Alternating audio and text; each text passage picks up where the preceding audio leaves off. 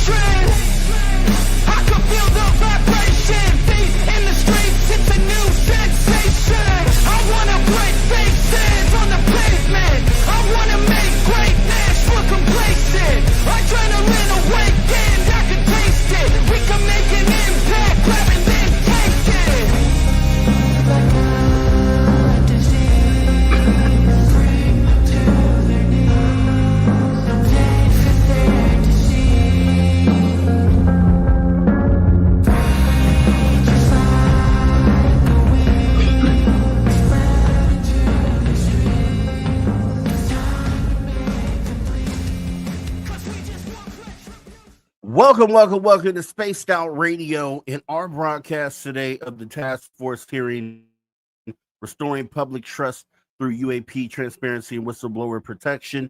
This is from the newly formed this year Declassification of Federal Secrets Task Force, right? That's a mouthful. We're going to have George Knapp. Let me see actually who's testifying today. We're going to have Jeffrey Nusatelli, U.S. Air Force veteran. We're going to have Chief Alexandra Wiggins, who is a UAP UFO witness. Obviously, George Knapp, the man, George Knapp. We're going to have Dylan Borland as well. And says minority witness. This was just added. Joe Spielberger, Senior Policy Counsel, Project on Government Oversight. Not sure who's going to say what here tonight, or this morning, rather. Good morning. Let's start there. Good morning.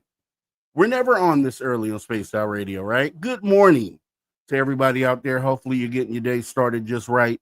And, hopefully we get something here this morning. Hopefully we get some bombshells. Now, let's talk about this. When this task force was formed earlier this year, I think it was Anna Paulina Luna stepped forward and stated that there was some big news on the horizon. This is right before she announced this new task force, right? It was supposedly this big game-changing announcement that was coming up.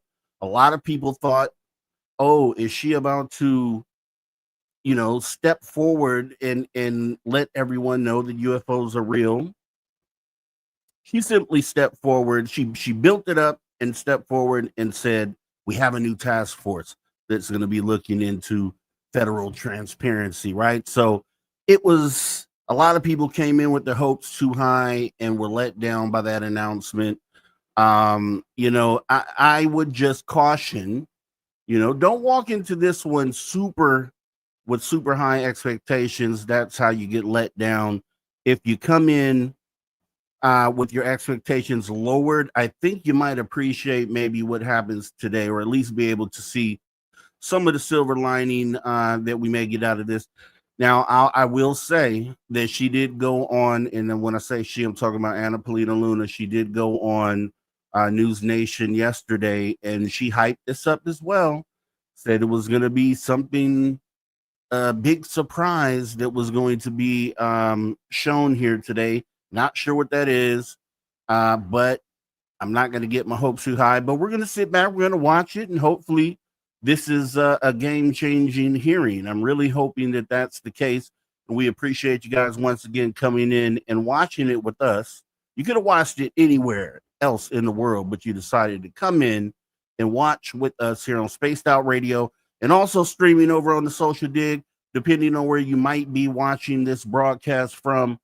We do appreciate everyone. And let me see who has come on in. And what we'll do, this is how we'll do it. We're going to obviously broadcast the hearing. And if there are any breaks in the conversation, then we'll kind of jump in and maybe chime in on a couple things. Otherwise, we're going to let this thing go all the way through. We may have some people stop by and discuss this afterwards, or we may just do a separate show on this. Really not sure at this moment. I'm just glad that I'm hanging out with you guys this morning. Hopefully you're having a great breakfast, or had a great breakfast this morning, depending on where you're at in the world. And let me see who has come on in, because I know a lot of people were kind of hyped to get in here and see what was going on. We have about 9 minutes before this hearing starts. And let me just go back and see who came in. Kitty Catty Whack, bright and early. Appreciate you coming on in. Race fan as well. Good morning to you, race fan. We got Mel WD40. He's getting us lubed up even in the morning. Come on, man. Good Lord. Mel WD40, Tamoth man, appreciate you. Well, he says, damn, I'll be sleeping when this happens. Well, when you wake up, hopefully there's some groundbreaking news for you, Tamoth man. I really hope so, man. I really do. The world needs disclosure, and hopefully this is hopefully we get something, right? We're not expecting the big D disclosure here this morning, but we really hope to at least take a step forward in the conversation. Is that too much to ask? Can we step forward in the conversation?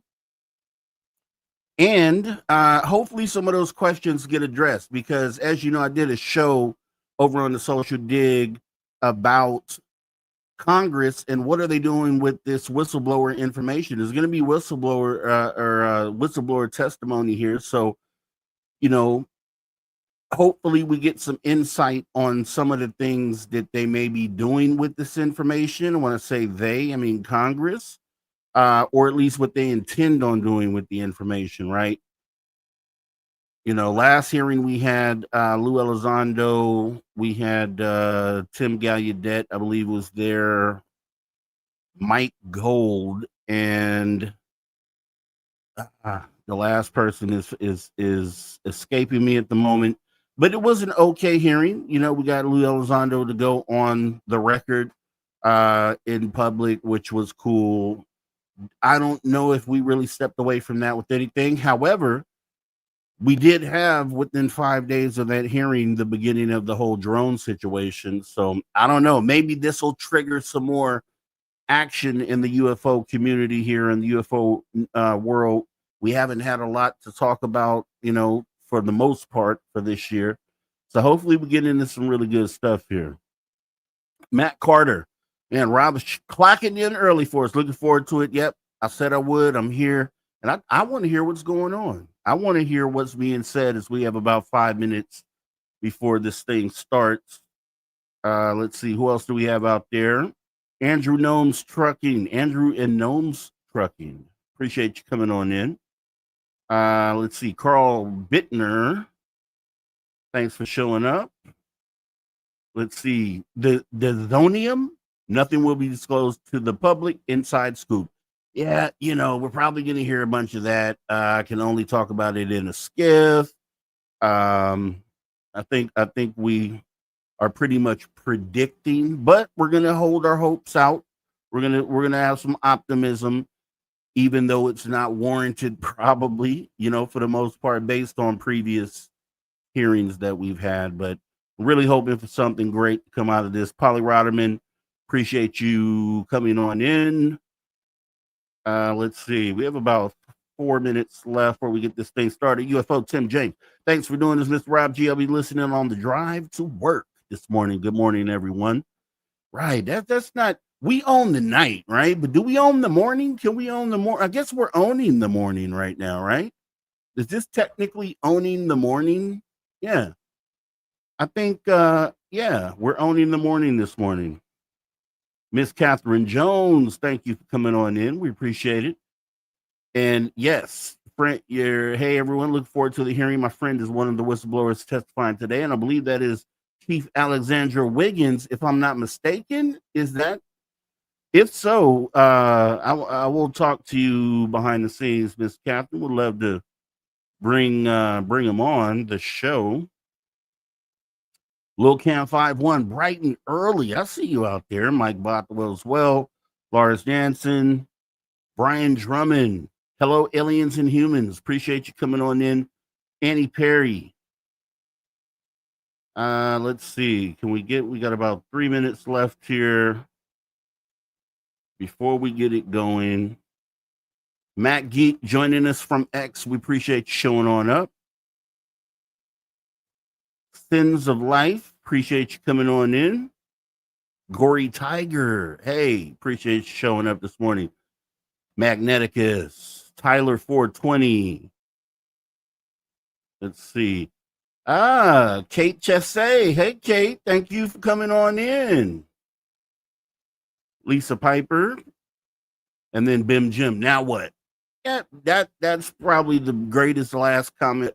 I wish I knew Bim Jim. I'm really hoping that we get something today. I'm really hoping we do. I think we've taken this to a point to where, as I said on my other show, I don't know how many more hearings we could have before we start knocking on doors. So I'm really hoping whatever happens today facilitates that next step of knocking on doors. And I guess we'll find out. But let me go ahead and get this show here up on the screens. We'll be starting here in just a moment. And once again, if we have a break in the action, then we'll dip in and dip out. But for the most part, once we see this come up on the screen, we'll go ahead and get this thing started. Yes. Annie Perry, can only stay 10 minutes going out for partner's birthday lunch. Well, you have a great time. Tell that partner happy birthday, and hopefully there's some really good news for you to come back to. Something just mind-blowing, or at least something we can have a conversation about, right? Something more than just testimony, because I can say that I believe we've heard from most of the people that we'll hear from today. We've at least heard the stories. So I'm just hoping, obviously we have to get those stories on record under oath, but I'm just, Anna Polina Luna promised there would be something extra going on there. She even brought up David Grush and a situation he may have been involved in, some sort of potentially, I don't want to say life-threatening, but some sort of she alluded to it being some sort of maybe dangerous situation involving, she wouldn't say much, but it felt like she might have been talking about some of those on the side that don't want the story to come out, may have kind of reached out to David Rush at some point in the past, and it wasn't a great situation. So maybe we'll hear about that too as well. I know George Knapp will be talking about potentially those Russia documents, because he went to Russia right after the USSR fell, got access to a lot of UFO records from Russia. So it'll be very interesting to hear George Knapp hopefully lead the way and drive this conversation to a point to where we're getting the proper things talked about here today. I think George Knapp will keep it on task, hopefully, and bring up some things that they should really be talking about on the national stage, on the global stage. Sure, the world is probably watching outside the United States. I'm sure there's a lot of other countries tuning in at this moment. I would hope so. and let's see what we get. Polly Rotterman, yep, something is going on with Grush, and I'm not sure she wouldn't say. So I don't know when that comes out, if that comes out today or as part of this hearing, or if David Grush is going to step out on his own and have this conversation about that particular issue or incident. Tyler 420, Dave Scott is probably dreaming about aliens right now. I could probably say that's probably what he's doing.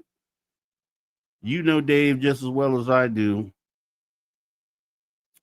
And he's probably doing exactly that. Let's see. One Life Man. They can't hide alien existence anymore. They're lurking around the universe. They advancing. There's good and bad aliens. I believe there are. I believe there's definitely good and bad. And I'll tell you what, real quick before the show starts. Before this show, I was up early this morning, early, and I watched for the first time a movie called The Fourth Kind. And it was so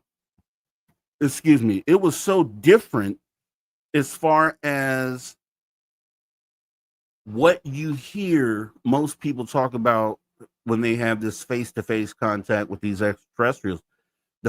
According to the fourth kind, which we know is CE4, which is abductions, right? Direct interaction with extraterrestrials. Yeah, it didn't seem too good. And I think the broader picture was painted in that film that those experiences are not good ones. And you kind of walk away from that movie. It made me feel a little different, and I've already had that outlook on there being good, I'm sure, and then also bad intentions when it comes to some of these visitors. But if you watch that movie, kind of puts it into perspective, what it is that we could be dealing with here. Miss Catherine Jones, I'm going to switch to my TV. I thought most people watched this stuff on TV, but I'm finding out that most people are watching these shows on phones and tablets, which is cool. But I have like a 55-inch here in the studio, and that's all I watch YouTube. I was just on a big TV. Mel WD-40, bet Dave is getting a large Tim Hortons coffee. If he's up, I'm going with the first statement. I think he's probably not even awake. Let's see. One Life Man. When galaxies die, advanced aliens will look for a new home. It could be some of what's going on now, and the reason why they're visiting. This is a beautiful planet. Now, if you were traveling and traversing through the solar system and you saw this beautiful blue planet, you would be intrigued to stop by to see what's going on. And then you get here and it's like, wow, right? So if they're here for that purpose, I couldn't blame them. It is definitely a beautiful planet we have here. I like this, Polly. Hey, Nap testifying is kind of Lazar's voice too. And that's what I mean. We're going to get some of that mindset, right? We're going to get some of the more obscure things. I'm sure he has a list of the most important things to talk about. I'm very interested to see what George Knapp has to say here today. I believe when the last hearing, they were trying to get some information submitted to Congress. I think they were able to. So maybe this is in addition to the other information. Magneticus is betting on a nothing burger, on another nothing burger. Got you. I can see that. I can understand that.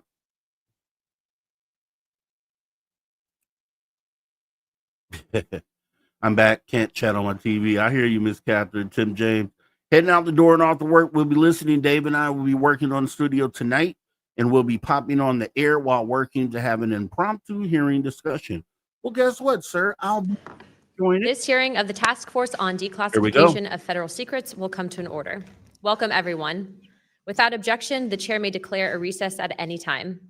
Additionally, without any objection, the following members are waived onto the task force for the purpose of questioning witnesses at today's hearing: Representative Biggs of Arizona, Representative Begich of Alaska, Representative Ogles of Tennessee, Representative Titus of Nevada, and Representative Moskowitz of Florida.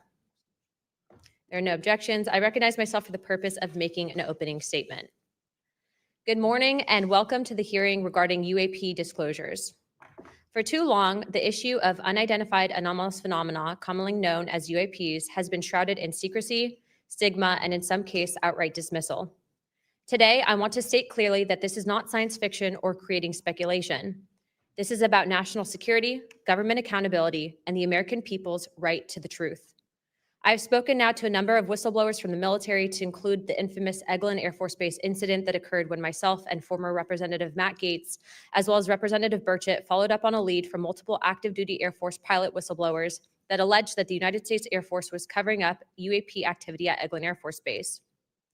We have heard from a number of whistleblowers, specifically military pilots, that the reason for not coming forward publicly is out of fear that speaking out would cost them their flight status and potentially their careers.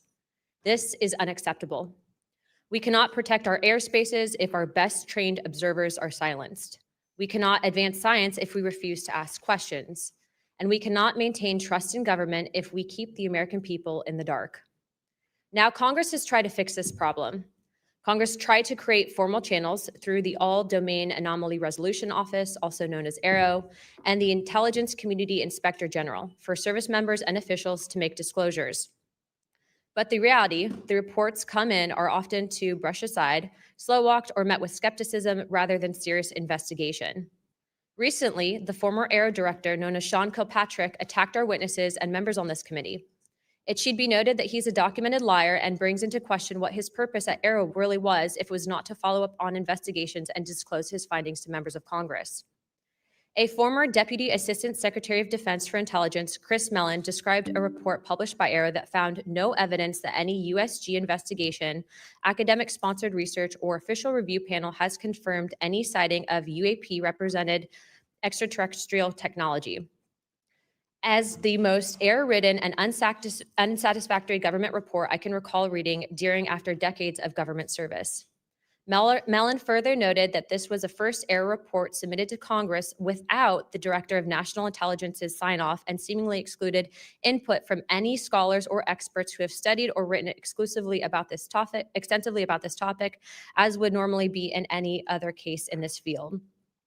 Mellon determined that this report failed to fulfill the congressional mandate under which it was required, omitted entire agencies with known investigations or activities related to UAPs, and omitted any discussion of efforts to hide classified or unclassified information about UAP. Such efforts were unaddressed by the report, despite the existence of agency records and investigations concurring with them, including those at U.S. Customs and Border Protection. If we set up offices and oversight bodies only to let them become graveyards for testimony, or worse yet, ruses for pretending to investigate when in actuality there was no follow-up, then we are not doing our jobs. In recent months, Congress has also been presented with evidence that points to technologies that, to our knowledge, are beyond our current capabilities. It is our duty as elected representatives to follow the facts wherever they lead, and to ensure that those facts are not buried under classification stamps or bureaucratic excuses. Let me be clear, whether UAPs represent adversarial technology, natural phenomena, or something beyond current human understanding, Congress has a responsibility to investigate.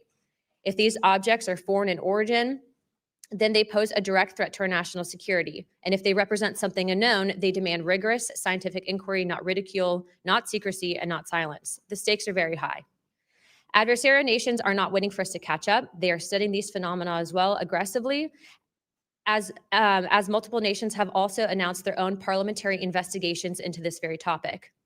If we are to continue to hide information from ourselves, we risk strategic surprise. If we continue to ignore our pilots and service members, as well as countless government whistleblowers, we risk losing their trust. And if we continue to shield the truth from the public, we risk eroding the very foundation of democratic accountability. This is why this hearing matters. This is not about fueling speculation. This is about demanding the basic transparency from the Department of Defense and the intelligence community and other military contractors. It is about asking the questions every American has the right to ask. What do we know? What don't we know? And why in a free society are we being told so little? A major barrier to this committee's inquiry into UAPs has been the lack of cooperation and transparency from the Department of Defense and the intelligence community. In preparation for previous UAP hearings, the committee repeatedly asked the Department of Defense to allow members to view videos and files related to UAP incidences. Unfortunately, the Department of Defense notified the committee staff that due to the department's special access program rules, only members of the House Armed Service Committee, as well as the Defense Subcommittee on House Appropriations, also known as HAC-D, were allowed to be read in onto such programs. For a non-committee member to be allowed to view these documents and videos, individual members must be approved by the chairman and ranking member of both HASC and HAC-D. Independent SAP oversight has presented a consistent problem for Congress, as well as program budgets are classified. Additionally, oversight reporting to Congress is classified and only provided to the authorizing and appropriations committees of jurisdiction. The American people are not fragile. They do not need to be shielded like children from reality. What they cannot tolerate and what they will not forgive is a government that withholds the truth and punishes those who dare to speak up. I want to close with this. Future generations will look back at this moment and ask what we did when presented with the unknown. Did we look away, embarrassed or afraid, or did we pursue the truth with courage? I intend to be on the side of truth, transparency, and accountability, and I hope my colleagues on this task force will be able to do the same. To quote a few elected officials, Senator Schumer has stated, multiple credible sources allege a constitutional crisis over UFOs. Senator Rounds has stated that these are brilliant individuals and they are not making this stuff up. And our current Secretary of State, Marco Rubio, has stated very high clearances and high positions within our government in regards to these whistleblowers. Senator McConnell also described these whistleblowers as sane and credible. And the witnesses today are not alone. In fact, they're far from it. In fact, 34 senior military, government, and intelligence officials have broken their silence. This includes now Secretary of State Marco Rubio, Senator Rounds, Senator Gillibrand, General Jim Clapper, the former director of the government's UAP task force, the former head of aviation security for the White House National Security Council, the former Secretary of Defense, and many more. Again, to quote Secretary of State Rubio in an upcoming documentary known as The Age of Disclosure, even presidents have been operating on a need-to-know basis that begins to spin out of control. And to quote Senator Gillibrand, who also went public in this documentary, it's not acceptable to have secret parts of this government that no one ever sees. It's time for the fundamental truths of UAP to be revealed to our nation's leaders and the public. It's time for the U.S. government to exercise transparency. And with that, I yield to Ranking Member Crockett for the opening statement. Thank you so much, Madam Chair. At a time of increasing distrust in government, it is important for Congress to take action to restore the government's credibility. Bringing transparency to an issue of great public interest is a step toward doing just that. So I thank Chairwoman Luna for calling this bipartisan hearing to discuss unidentified anomalous phenomena, or UAP, which is today's term for what was commonly known as UFOs, unidentified flying objects.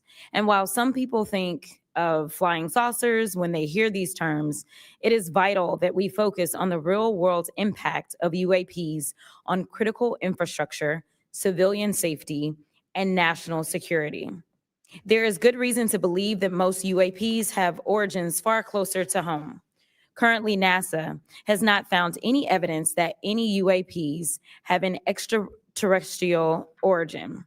Our adversaries are working to develop new capabilities to gain military advantages, and those efforts are likely explanation for the mysteries that we have observed. Nevertheless, the federal government has a responsibility to the American people to investigate and provide transparent disclosures about every incident. The federal government is equally obligated to protect those who report what they've seen, especially to commanding officers and supervisors. And Congress should do everything in its power to protect whistleblowers and conduct oversight of agencies that are failing to provide that protection. Democracy depends on transparency, and transparency often relies on the courage of individuals willing to risk their careers, reputations, and in some cases, their personal safety to tell the truth. So I look forward to hearing from the witnesses today. We should welcome their accounts and acknowledge the bravery they have shown to come before us. We must ensure that all whistleblowers feel that they can come to Congress to tell their stories without fear of retaliation or professional consequences. We need transparency, not just to make better policy, but also to ensure that information flows between all those who need it. There are too many tragic examples in our history where information lapses and a lack of cross-agency coordination led to disaster. Just this year, failure to communicate between FAA and the Department of Defense led to tragedy over the Potomac. The Biden-Harris administration sought to eliminate some of these lapses when it established the All-Domain Anomaly Resolution Office at the Department of Defense. AARO can convene sources from all branches of military, the FAA, and NASA to combine forces to create a comprehensive picture of what is happening in our skies.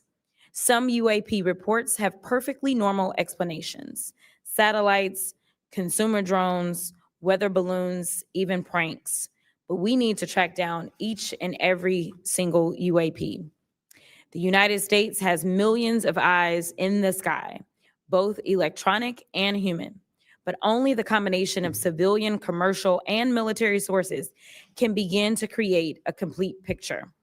So we need to ensure that people can come forward and report what they have seen to the relevant authorities, and they have to have the right to do so without fear of retaliation. This country has a history of dedicated public servants standing up for what is right, even in the face of potential consequences. From the Pentagon Papers to Watergate to torture programs, whistleblowers have not only informed the public, but also empowered Congress to fulfill its constitutional duty of oversight.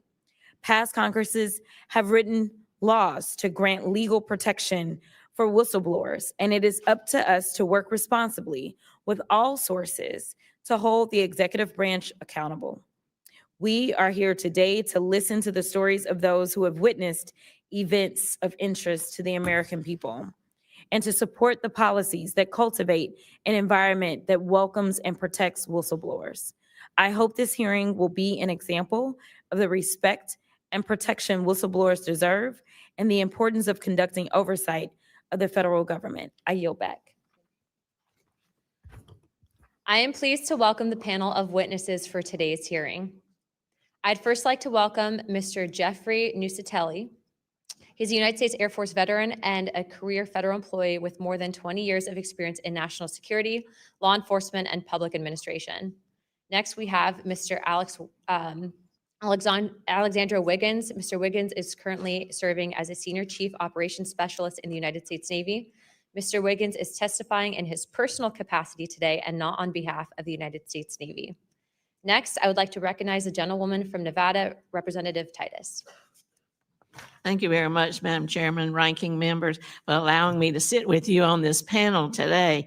I'm honored to be able to introduce a witness here who is from my district, George Knapp, who has been the definitive expert and reporter on this topic that you're exploring today, UAPs or UFOs. George is a longtime friend, I would say that up front, but a very respected journalist and a recognized expert in this field nationally and internationally. Just a little something about George. He came to Las Vegas in 1979 and joined KLS television station as a general assignment reporter in 1981. Since 1995, he's been the chief investigative reporter for that channel. He also hosts a national radio show you can listen to on Coast to Coast AM, which covers many of the paranormal topics that y'all are discussing. Over the years, George has been, as I said, recognized for his work. He's been honored with the Peabody Award, the DuPont Award, the Edward Murrow Award, and 27 different regional Emmys for his investigative reporting. Indeed, he has told Nevada's story with clarity, with objectivity, and with integrity. So I know that his testimony today is going to be of great interest and value to this committee. So thank you very much. Next, we have Mr. Dylan Borland. Mr. Borland is a United States Air Force veteran and has a long career in federal service. And finally, I'd like to introduce Mr. Joe Spielberger, a senior policy counsel at the Project of Government Oversight. Pursuant to Committee Rule 9G, the witnesses will please stand and raise their right hand.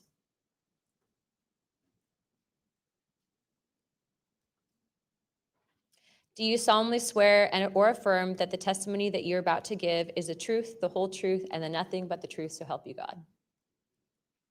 Let the record show that the witnesses answered an affirmative. Thank you. You may take your seat. We appreciate you being here today, and I look forward to hearing your testimony. Let me remind the witnesses that we have read your written statements, and it will appear in full in the hearing record. Please limit your oral statements to 5 minutes, but I understand you have a lot to get through, so if it goes a little over, don't worry about it. As a reminder, please press the button on the microphone in front of you so that it is on and the members can hear you. When you begin to speak, the light in front of you will turn green. After 4 minutes, the light will turn yellow, and when the red light comes on, your 5 minutes have expired, and we will ask you to please wrap it up. I now recognize Mr. Nusatelli for his opening statement. Good morning.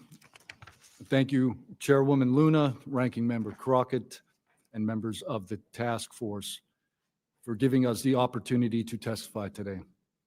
My name is Jeffrey Nusatelli. I'm a former military police officer with 16 years of active duty service in the U.S. Air Force. I'm here today because the American people have both the right and the responsibility to know the truth about unidentified aerial phenomenon. That truth remains hidden, classified and silenced by fear, retaliation, stigma, and confusion. Today, we are here to help break that silence. Between 2003 and 2005, 5 UAP incidents occurred at Vandenberg Air Force Base, home to the National Missile Defense Project, a top national security priority. At the time, we were conducting launches deemed by the National Reconnaissance Office as the most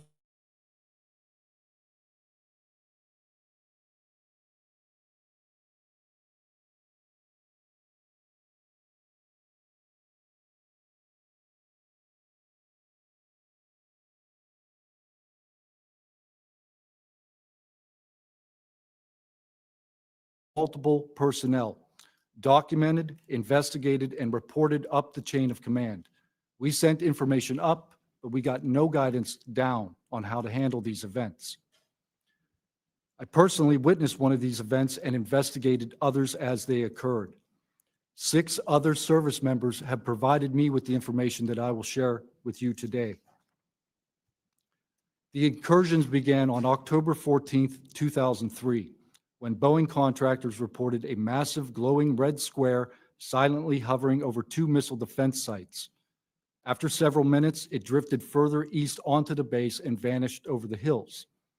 This event, now known as the Vandenberg Red Square, was referenced by Representative Luna at the first hearing on this topic. Official Air Force records of this event are in possession by Aero and the FBI. Later that night, while I was on duty, security guards at a critical launch site reported a bright, fast-moving object over the ocean. I responded to the incident. Chaos ensued over the radio as the object approached rapidly. I heard my friends screaming, "It's coming right at us, it's coming right for us, and now it's right here." Moments later, I heard them say that it had shot off and was gone. When I arrived on scene, I talked to 5 shaken witnesses who described a massive triangular craft larger than a football field that hovered silently for about 45 seconds over their entry control point before shooting away at impossible speed. About a week later, another patrol reported a light over the ocean behaving erratically. Believing it might be an unannounced aircraft, they declared an emergency, and an armed response force responded. Before the forces could arrive, the object descended and either landed or hovered on our flight line and then took off again at impossible speed. The witnesses to this event were threatened and intimidated afterward. They were told to keep quiet and think about what they were reporting. After that, things did get quiet until about 2005, when another patrol reported a massive triangular craft larger than a C-130 silently floating over the installation. He watched it for a few minutes. It traveled west and disappeared into the night. And then I had my own encounter, again in 2005. I was off duty, sitting in my backyard with two other police officers when we noticed what first appeared to be a satellite in orbit, but it wasn't acting like a satellite. The light was strange, it was pulsing, and then it started to maneuver. It dropped in elevation. At times it would vanish from view and reappear in a different location in the sky, and eventually it reappeared 200 feet over my house. It was a 30-foot diameter sphere of light. My friends and I watched it for a moment, and then it gently accelerated and traveled up and disappeared into the stars. These events profoundly changed my life and the lives of my friends. We stand at a pivotal moment in history. The question is no longer whether these events are real, but whether we have the courage to face them. True leadership requires vision, a willingness to confront the unknown with transparency and resolve. So I ask the Congress to help we, the people, enact this vision. There are three goals: fund independent research and treat UAP study with the same seriousness as we would any other scientific field. 2, end secrecy and overclassification. Transparency is the foundation of truth. Without it, witnesses like us are dismissed. 3, protect the witnesses. Many stay silent out of fear for their careers, reputations, and the safety of their families. Protect them, and you will embolden others to join this cause. These phenomena challenge our deepest assumptions about reality, consciousness, and our place in the universe. Exploring them can unlock transformative breakthroughs in technology, biology, and human understanding. Let this be the moment when America chooses courage over fear, transparency over secrecy, and progress over stagnation. Let's show the world that our nation leads not only through strength, but through fearless pursuit of the truth. Thank you. Thank you, Mr. Nusatelli.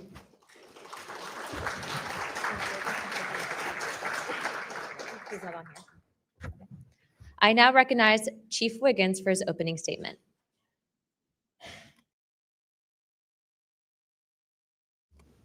Please press your button. Thank you. Good morning, Chairwoman Luna, Ranking Member Crockett, and members of the task force and the committee.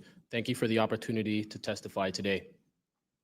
My name is Alexandro Wiggins. I'm an active duty U.S. Navy Operations Specialist, Senior Chief Petty Officer, father of 3, and dedicated American testifying today in my personal capacity. The views I share are my own, and I do not represent the official positions of the Department of the Navy or any subordinate organization.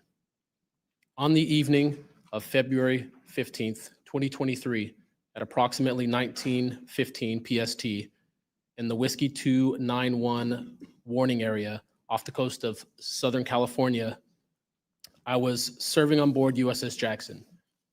During that period, I moved between the Interior Communications Center, ICC-1, and the bridge wing, correlating the sensor picture with visual observations, part of my routine responsibilities for surface and air picture management.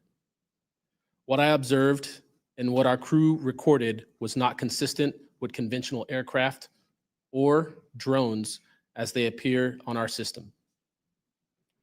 A self-luminous tic-tac shaped object emerged from the ocean before linking up with 3 other similar objects. The 4 then disappeared simultaneously with a high synchronized near instantaneous acceleration.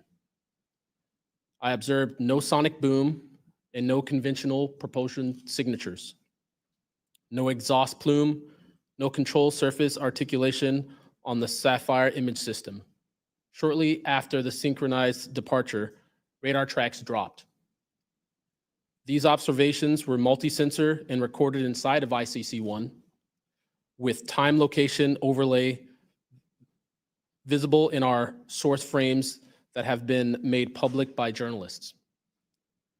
From my experience operating in this region over many years and consistent with our public characterized encounters, unidentified objects reoccur in United States operation areas off Southern California.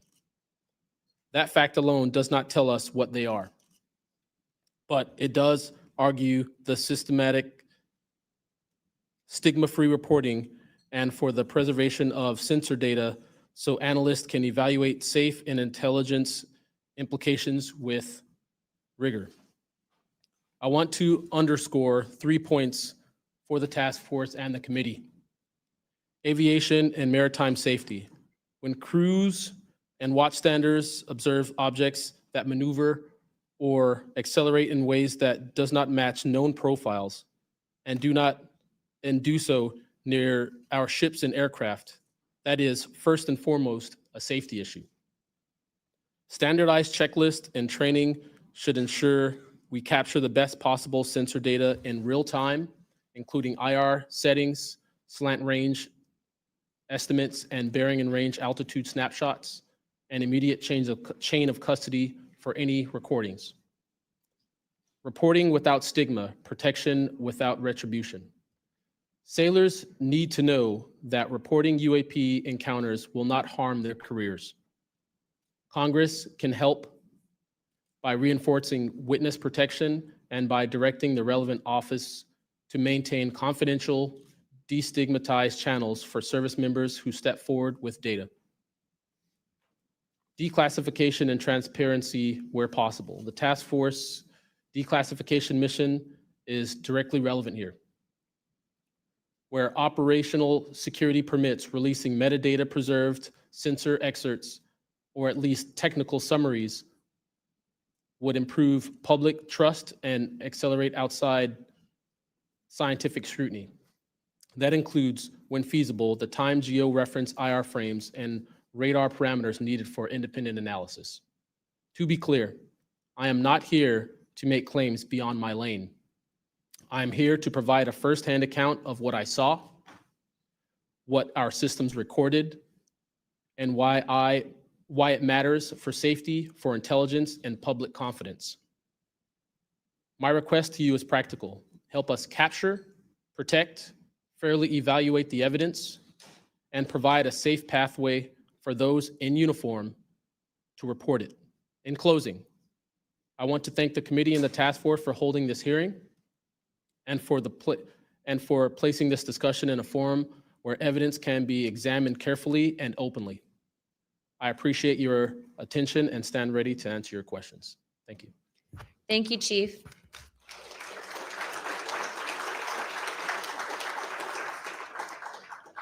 I now recognize Mr. Knapp for his opening statement. Good morning, Chairwoman Luna, Ranking Member, Ms. Crockett, and members of the task force. And Dina Titus, I just knew we were going to get you involved in this topic at one point. Great to see you here. I'm George Knapp, Chief Investigative Reporter at KLAS TV in Las Vegas. I began my pursuit of this weird mystery way back in 1987. And for 38 years, I've always approached this as a news story. It's not a matter of faith or belief. To me, it's a story, and it's an important one. I'm proud to be here alongside these witnesses today, men who have seen strange things and step forward to tell the world about it. Whistleblowers and witnesses who step up are routinely insulted, belittled, or worse. They risk their reputations, their careers, their clearances, their livelihoods, and sometimes much worse than that, even their freedom. I know that one of the goals of the task force here is to figure out ways to protect whistleblowers and witnesses. And it's a tall order because so many of the things that happen to witnesses like these are extra legal. They're carried out by persons unknown, as Mr. Dave Grush, sitting up at the top of the room, knows all too well, including events in recent days that have happened to him. I want to share a couple of things that I've learned along the way on this long journey, and I submitted most of that in written form because I estimate that my statement here today would take about 4.5 hours. So I'm going to try to jump over and touch on the more important salient points. I submitted the detailed written statement for the record, and we'll go into a lot of that here. But the public has been told over and over since the late 40s, there's nothing to worry about here. These mysterious craft seen by millions of people in the skies, in the oceans, over the land are not real. They're not a threat. The witnesses are wrong. They're crackpots. Don't believe it. That changed for me. What got me hooked is the paper trail. Documents that were squeezed out of the U.S. government after the FOIA, Freedom of Information Act, became the law of the land. And those documents paint a much different picture than what the public, the press, and Congress have been told over many years. The documents from military and intelligence personnel behind closed doors admit that, quote, these things are real. They're not fictitious. They can fly in formation. They're evasive, and they outperform any aircraft known to exist, including ours. The public, of course, as I said, has been told something much different. Back in 1989, I reported about a guy named Bob Lazar, who claimed that he worked at a facility dubbed S4 out in the Nevada desert, very near to Area 51. He said he was part of a reverse engineering program.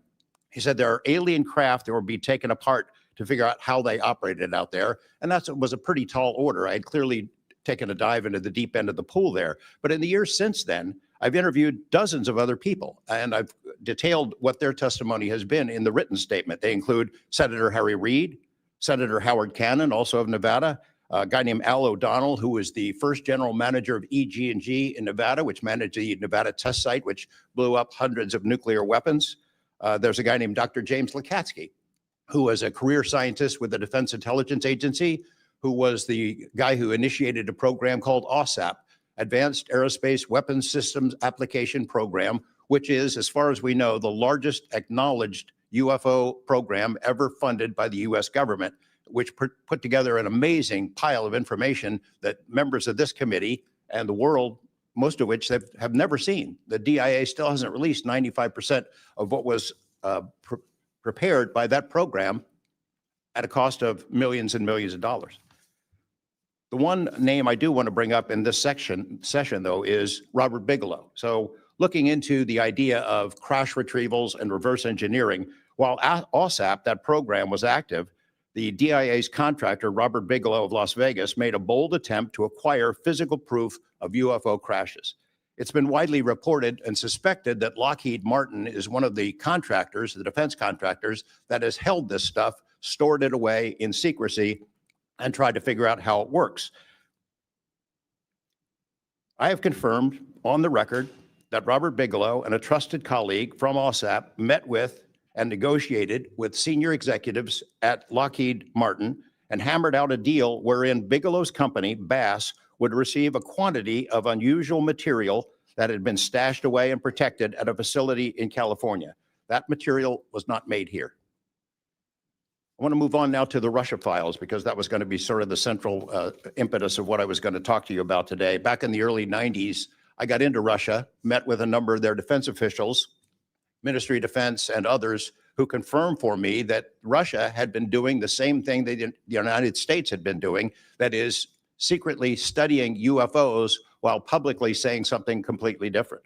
The documents and interviews that I obtained and have now shared with this task force show that the USSR launched what is almost certainly the largest UFO UAP investigation in the world.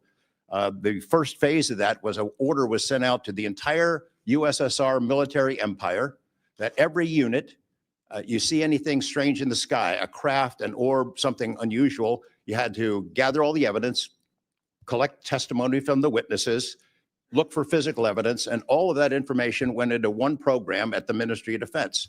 Thousands and thousands of these reports came in. A lot of them were first routed to the KGB, but then back to another program that came after this collection effort called Thread 3. And Thread 3 was an analysis program. We have provided to the committee the documents of what they were trying to do. And essentially, they were trying to build their own UFOs. They were using the information from their observations and studies to try to figure out that technology. The guy who was in charge of that program, Colonel Boris Sokolov, told me that their goal was to basically develop technology that would be superior to anything we had based on what they learned from UFOs. Mr. Knapp, just in the name of time, to Sure. my understanding, did you have anything you wanted to submit for Congress to see in this committee? I have submitted those documents. Would you like to play any videos? Do you have a video that you would like to play? I don't think it's for me to play. No, that was for Alexander. Yeah, Alexander's video. Okay. You could play it. He could narrate it. Okay, we can, in the name of showing that video to everyone on task force, we'd like to play that video at this time. Sure.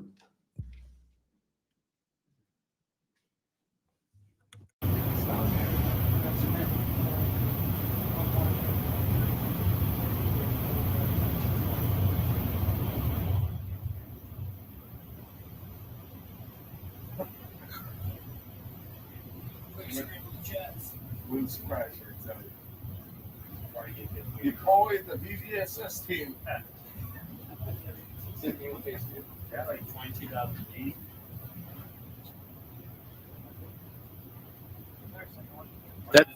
That shit took off earlier. If we can get rid of the audio real quick. Mr. Wiggins and Mr. Knapp, we'll get back to what that video was in a moment, but we just want to make sure that it was entered into the record as well as all the documents. Those will be able to be publicly found for everyone in the country to view. If we could, Mr. Knapp, we'll continue on the line of questioning, but I'm going to move on to Mr. Borland's opening statements.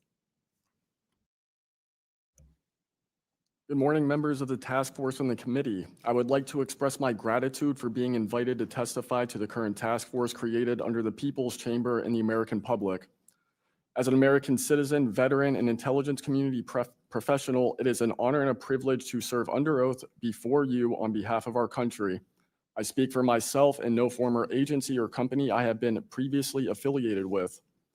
My name is Dylan Borland, a former 1N1 geospatial intelligence specialist for the United States Air Force in an active duty enlisted capacity from 2010 to 2013. I've also been employed with BAE Systems and Intrepid Solutions as a senior analyst, expert in analyzing video, radar, and advanced electro-optical imagery for official identification of aerial order of battle, as well as naval and ground order of battle. I'm a federal whistleblower, having testified to both the ICIG and ARROW with direct firsthand knowledge of and experience with craft and technologies that are not ours and are reportedly operating without congressional oversight. Because of my direct knowledge of the reality of certain legacy UAP programs, my professional career was deliberately obstructed, and I have endured sustained reprisals from government agencies for over a decade. From 2011 to 2013, I was stationed at Langley Air Force Base, Virginia, conducting 24-hour operations via manned and unmanned aerial vehicles for Special Operations Forces in the global war on terror. During the summer of 2012, my team was on standby for weather, and I returned to my barracks on base, and at approximately 0130, I saw an approximately 100-foot equilateral triangle take off from near the NASA hangar on the base. The craft interfered with my telephone, did not have any sound, and the material it was made of appeared fluid or dynamic. I was under this triangular craft for a few minutes, and then it rapidly ascended to commercial jet level in seconds, displaying zero kinetic disturbance, sound, or wind displacement. Some years after that experience, I was further exposed to classified information from the UAP legacy crash retrieval program through a sensitive position I held within a special access program.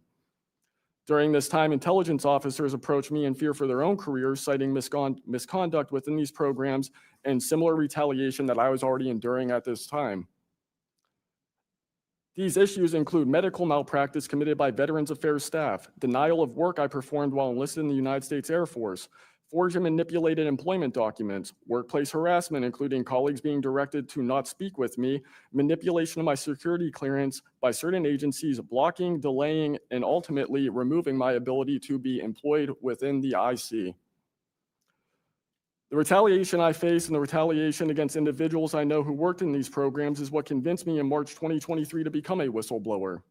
I came forward out of concern for people's lives and to ensure I did everything I could to let our elected representatives know the truth about what is really happening in the executive branch. At the end of March 2023, I agreed to meet with ARROW following the suggestion of other federal officials believing it was what our nation required of me. I had reservations with ARROW, due to assessments they were reporting publicly at the time as a misrepresentation of the truth. Because of these concerns, I did not share sources and methods information in order to protect current and former federal personnel who had firsthand exposure to technologies of unknown origin. I did not want anyone to face further retaliation beyond what they had already endured. And unfortunately, a staff member ended up getting in some trouble because of that. After David Grush testified under oath in the summer of 2023 and provided historic disclosure, I was then asked to go to the ICIG and did so in August 2023. It was very clear early on during my intake interview, which was video recorded under oath, that the objective was to solely assess how much I know and not move forward with an investigation with new information I provided them. The aftermath of that IG complaint still troubles me to this day. Since my ICIG complaint, I've been prevented from resuming prior employment and can confirm I'm still blacklisted from certain agencies within the intelligence community. In addition, multiple agencies attempted phishing attacks to assess what I had divulged to the Inspector General, including being asked to disclose details of my ICIG complaint during a CI polygraph for a position unrelated to UFO UAP matters as recently as November 2024. As I sit before you today, I and many other whistleblowers have no job prospects, no foreseeable professional future, and a nation every single one of us came forward to defend. Numerous individuals have come forward in various ways to reveal the truth of the UAP reality as patriots and defenders of our nation. Yet many feel discarded, isolated, hopeless, separated from the country they serve. Efforts to rectify this situation for all whistleblowers have been difficult and troubling. And to my fellow whistleblowers and officials who know this information, I offer you my apology, something that I have never gotten, and I'm giving it to you. I swore an oath to the Constitution of the United States, an oath that demands truth and transparency for our democratic republic to function. Each day, these truths remain hidden from our citizens. Humanity drifts further from the principles our nation was founded to uphold. Each day, victims of crimes committed by agencies and companies maintaining this secrecy are denied justice as another day our Constitution is shredded. In 2023, Patriots provided this committee and the executive branch with undeniable proof of the UAP reality, and I commend your continued commitment. The future of humanity is one which we either travel to the stars or regress to the Stone Age with this technology. My career has been to deliver critical information to decision makers. Your role as elected by your representatives is to act on it. The time to act is now. Thank you.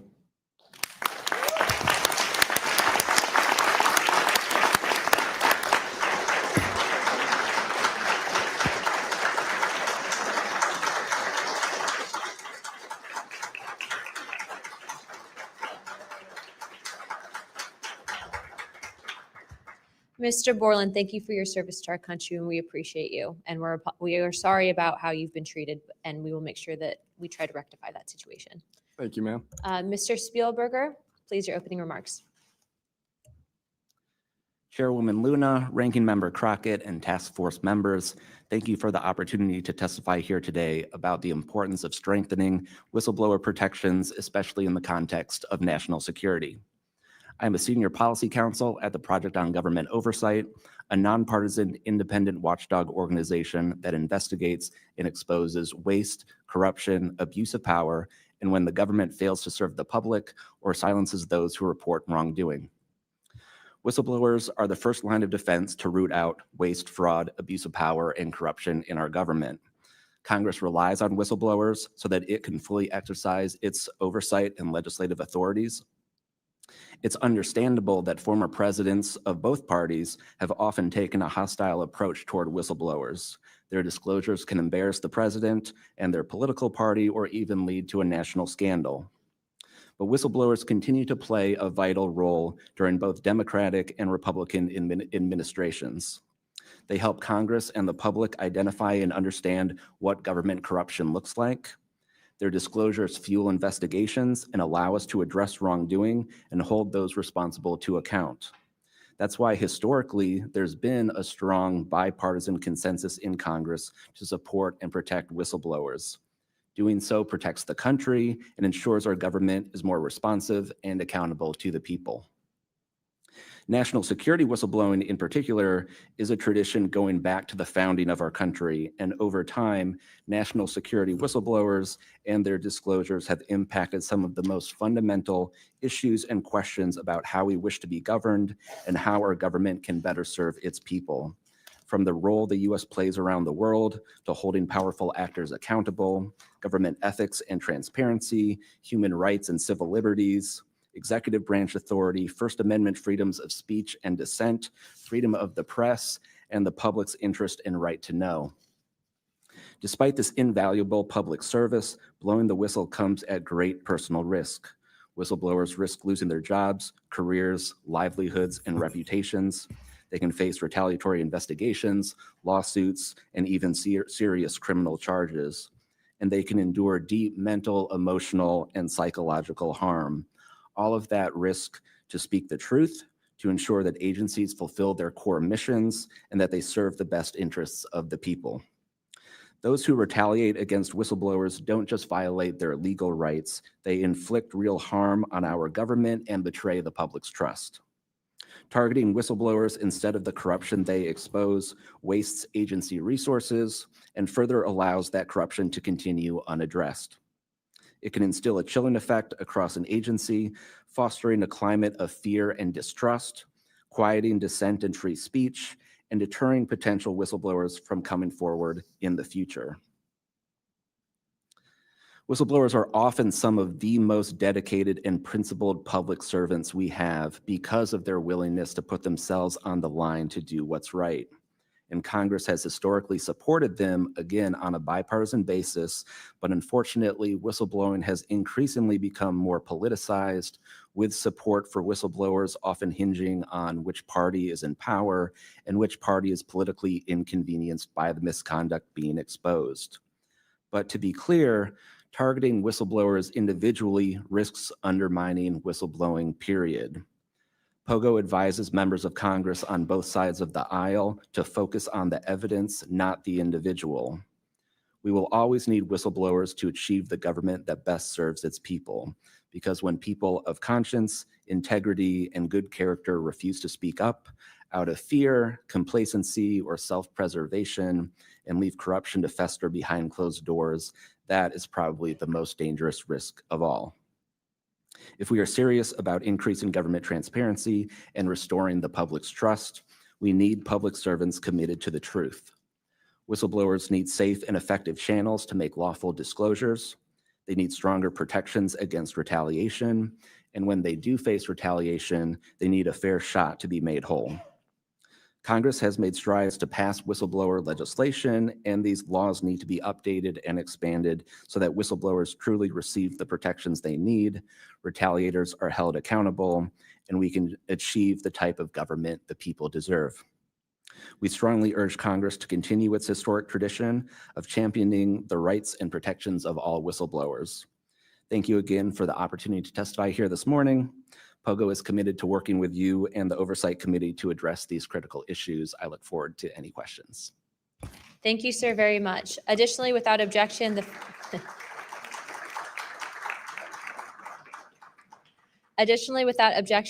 following members are waived onto the task force for the purpose of questioning witnesses at today's hearing: Representative Perry of Pennsylvania and Representative Grothman of Wisconsin. Sorry, and Representative Biggs from Arizona. I already got you, but yeah, we're good. Without objection, so ordered. I now recognize myself for 5 minutes of questioning. Also, as my friend Mr. Moskowitz might have to go, would you like to go now? Okay, all right. Mr. Borland, in your testimony, you described witnessing large triangular craft while stationed at Langley Air Force Base in 2012. Can you explain what you observed in terms of size, behavior, and why you're confident it was not conventional technology? Great question, ma'am. So on the base, I lived in the barracks. There was a little smoke pit outside. I was there on the telephone and looking across to the flight line, and I see a white light pop up and stop about 100 feet in the air. I thought it was a weather balloon. I've seen tests from there before, weeknight, normal thing, not surprising. I actually finished my cigarette and I began walking up towards the flight line. There is a track, and because I was on 3 months of night work, I would walk the track at night when we were weather down. And as I began walking towards the light, towards the flight line and the track, the light then flies across the base, across the flight line, and as it flies to me, a triangle manifests around the light. I can't tell you if it's active camouflage. I can't tell you if it appeared around the light, but I can tell you that it was a white light and then it was a triangle. It stopped about 100 feet in front of me and approximately 100 feet above me. My telephone got extremely hot, completely froze, dead. I remember how thick it was. It was between 1 to 2 stories thick, equilateral triangle. I could never see the top of it, and the edges were 90 degrees. There were 4 lights in total, 1 light on each corner and a larger light in the center, 2 to 3 times the size of the corner lights. But what was really odd was the outside.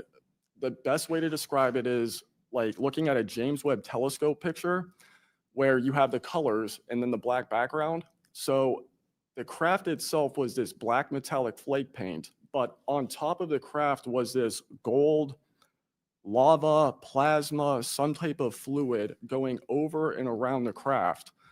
I'm under this for about 2 to 3 minutes, and then the center light flashes 2 to 3 times, no sound, immediately shoots up to commercial jet level minimum, in my opinion.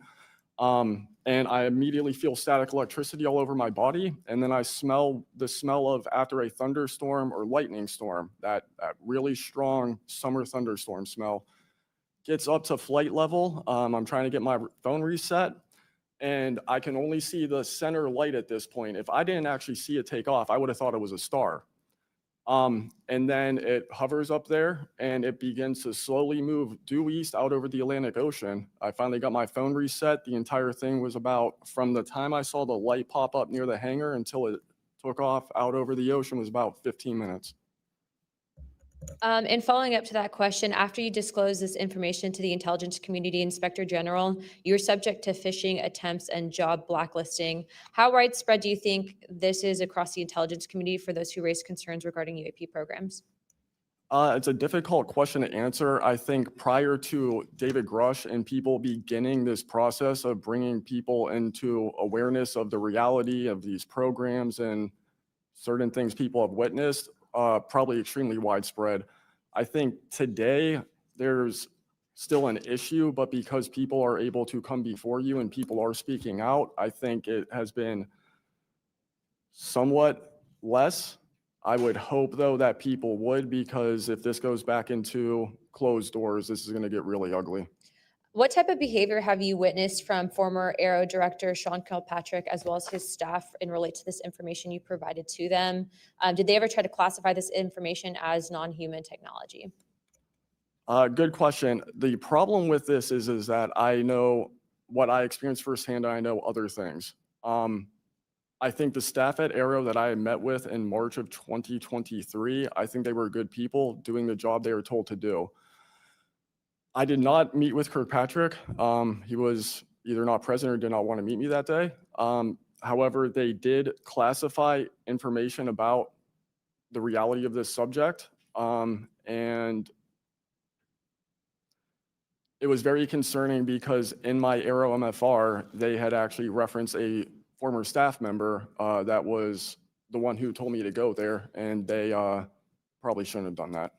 And real quick before my time is up, and we might go to second round of questioning just so you're all aware, how important, given everything that you've seen and experienced, is the UAP Disclosure Act of 2025 in restoring both public accountability and trust?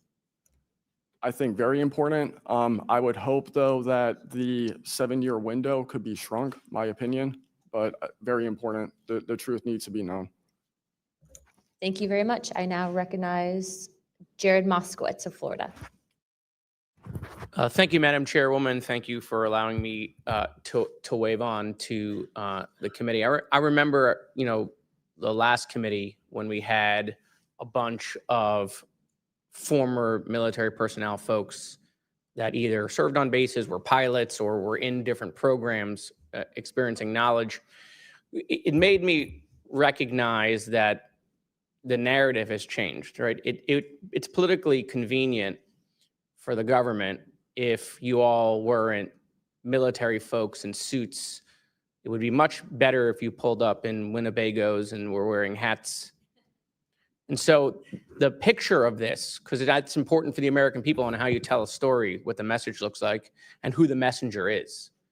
So this is now the second or third committee where we have former military folks with impeccable records, with information and knowledge. And it's definitely clear on a bipartisan basis that we have to protect our whistleblowers. There's no doubt. And in a day in which it's really hard to tell what's true or not from a political standpoint. And so I don't really know what is true. I don't know on this subject. But I do know when we're being lied to. And we are definitely being lied to. There's just no doubt about that. Mr. Wiggins, I want to talk to you. I find your background and testimony compelling. When you first saw what you were looking at, what were your first thoughts? My first thoughts were, I think everything that I was told and taught as a kid and as growing adult no longer, was applicable. If I'm able to see something that I thought defies gravity in such a way, then what else could be possible? That was my first thought. So did you think what you were looking at was a weapons program that you were unaware of, or did you think what you were looking at was obviously some extraterrestrial piece of technology? Neither one of those crossed my mind. It was just. How about now? What do you think it is now? I'm not the expert. I think it. I want to be as skeptical as everyone else and just hope to know the information. Anyone in the U.S. government tell you what you were looking at to try to dissuade you from what you thought it was? No. So no one was like, oh, there was some anomaly with the technology. No one from the government did that? No one. How do you think you were treated when you reported this information or have talked about, the Tic Tac video is well out there. It's well reported. How were you treated? I've had no pushback at all. I haven't had anyone reach out to me or try to, dissuade me in either direction, militarily speaking. So I was treated fair, and I appreciate the Navy itself with assisting me with coming here to being able to testify. That's good. So what do you think the American people should take away from watching your video, right? Because when we watch it, obviously, right, we've never seen anything like that. It defies what we know to be technologically possible. What are we supposed to think?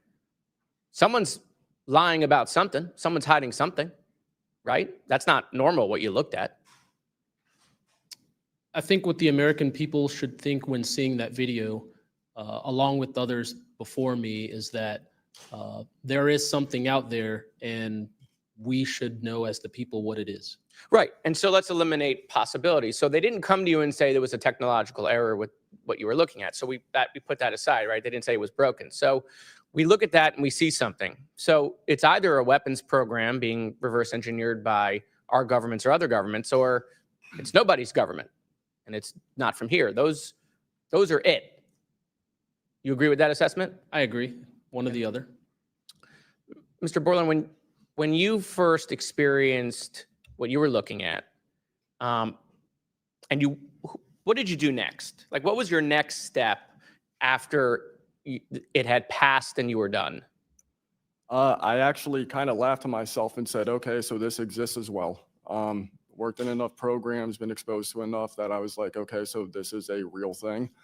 I went back, walked the track, talked with a couple of my friends about it. I did talk with some of my coworkers, one in particular, which I thought was a joke, and it definitely wasn't, was like, you probably should never say this to anybody.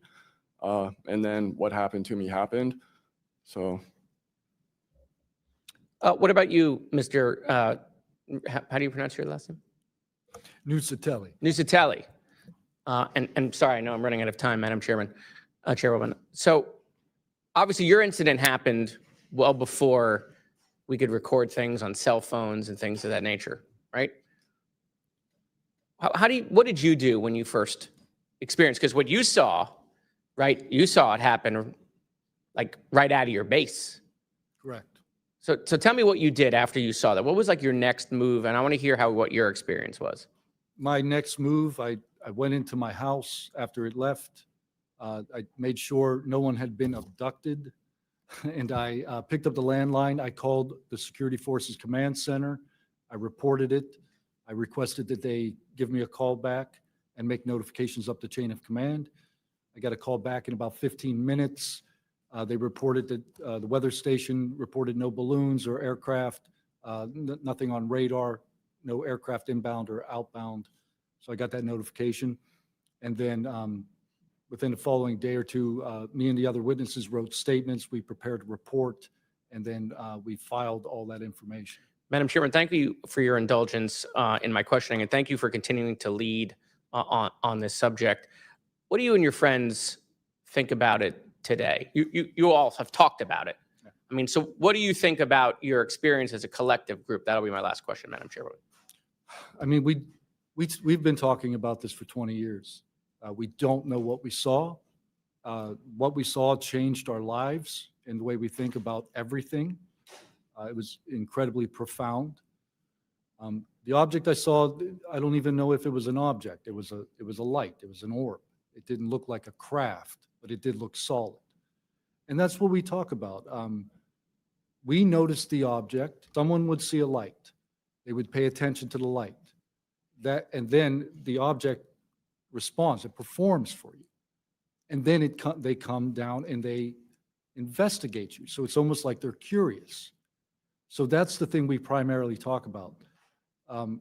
Why did it come after we noticed it? Maybe it noticed us after we noticed it. You're welcome. I now recognize Representative Mace for 5 minutes. Thank you, Madam Chair, and I want to thank all of our witnesses for being here today. Mr. Borland, I'd like to start with you and ask a few questions. Were there any other witnesses when you saw the equilateral triangle? Were there other witnesses that saw the same thing? Not to my knowledge, ma'am. At that point, the only people that would be awake is those of us that were doing operations for the GWAT and then security forces. So not to my knowledge. And do you think that, in your opinion, that the equilateral triangle was the U.S. government's technology?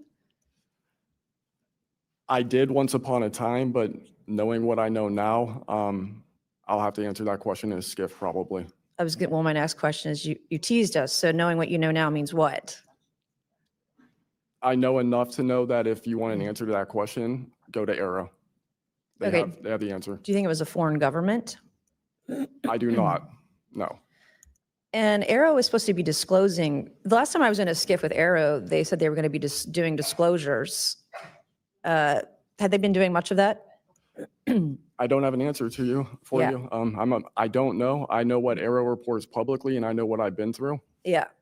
And some of this stuff can be, I think, debunked, right? Sometimes there are weather balloons that look kind of a little funky, or drones or whatever, depending on the angle, direction, speed, etc. Are you scared for your safety? That's a complicated question. So being here today, if I say the wrong word, technically I can be charged with espionage. Espionage is a death penalty. Whistleblowers have faced it. John Kiriakou, for example. I am not scared for my physical safety in the sense of an agency or company coming to kill me, but I have no job. My career has been tarnished. I'm unemployed, living off of unemployment for the next 3-4 weeks until that's gone. So it's a complicated question. Have there been stories leaked about your life to try to discredit you in the public eye? As of now, I don't know. We know they did that to Mr. Grush. I am aware. Yes, ma'am. They leaked his private medical information, horrific things. It is. Okay, you said in your testimony earlier with the chairwoman, you know other things. I guess it has to be mentioned in a skiff. It would. The other things. It would, pending I'm even legally allowed to speak on, and the people in the room are even legally allowed to hear it. And is that, would we need to know the compartmentalized word, like what the code word is or the name of the program, the special access program, in order to even hear it? You have to know the word, right? I would the name of it, right? I would suggest that to be asked to DNI Gabbard and work with her for that, because I can't give you the answer on what is the requirement. But this is what the U.S. government does, right? They compartmentalize the information. Only certain people know the name of the program, and if you don't know it, you can't get the information. If you don't have the name, you don't know what to ask for. Even when we're reviewing the budget, we go into a SCIF, we look at DoD budget and the budget of like black box programs, and we don't know what we're looking at because we don't know what these programs are. Is it a way for the government to hide from Congress what's really going on and where the money's going? In my opinion, absolutely, yes. You mentioned too in your testimony earlier that, quote, you went to speak with the government and they said somebody's name, a colleague's name, and you said they shouldn't have mentioned that staff person's name. What does that mean? A Senate staffer who is the one who helped me get to Aero recommended me I go there, gave me the email and the phone number because I could not find that information at all at the time. In fact, I believe you guys have talked about how Aero didn't even have a website for quite a period of time. We were told they were going to do disclosures, both what they've debunked, because some of it can be debunked, and then what they haven't been able to debunk. And to my knowledge, it hasn't been a thing. I only have 1 minute left. So Mr. Knapp, we were definitely going to you. Watch every documentary. You guys have done you and Jeremy have done a terrific job. I usually have more questions than I have answers. I think we all do. And you guys are doing a terrific job to bring information to the public. Do you think that any of this is a psyop by the U.S. government? Entirely possible. I mean, our government and other governments have admitted that they've tried to use UFOs to cover secret projects. But I think they also do some reverse engineering of those claims. So years after people start seeing UFOs over Area 51, for example, they come up with the story, oh yeah, that was, we planted that story. So I read in a major newspaper just a couple of weeks ago, they planted this story. An Air Force colonel went out into the desert, went to a bar at Rachel and gave them some fake UFO photos. And that's how the whole story about Area 51 started, which is preposterous. Yeah. And I didn't even get to the crash retrieval program stuff yet, Ms. Chairwoman. There's just so much. Okay. Thank you so much for your time today. I wish we had more time. Thank you, Madam Chair.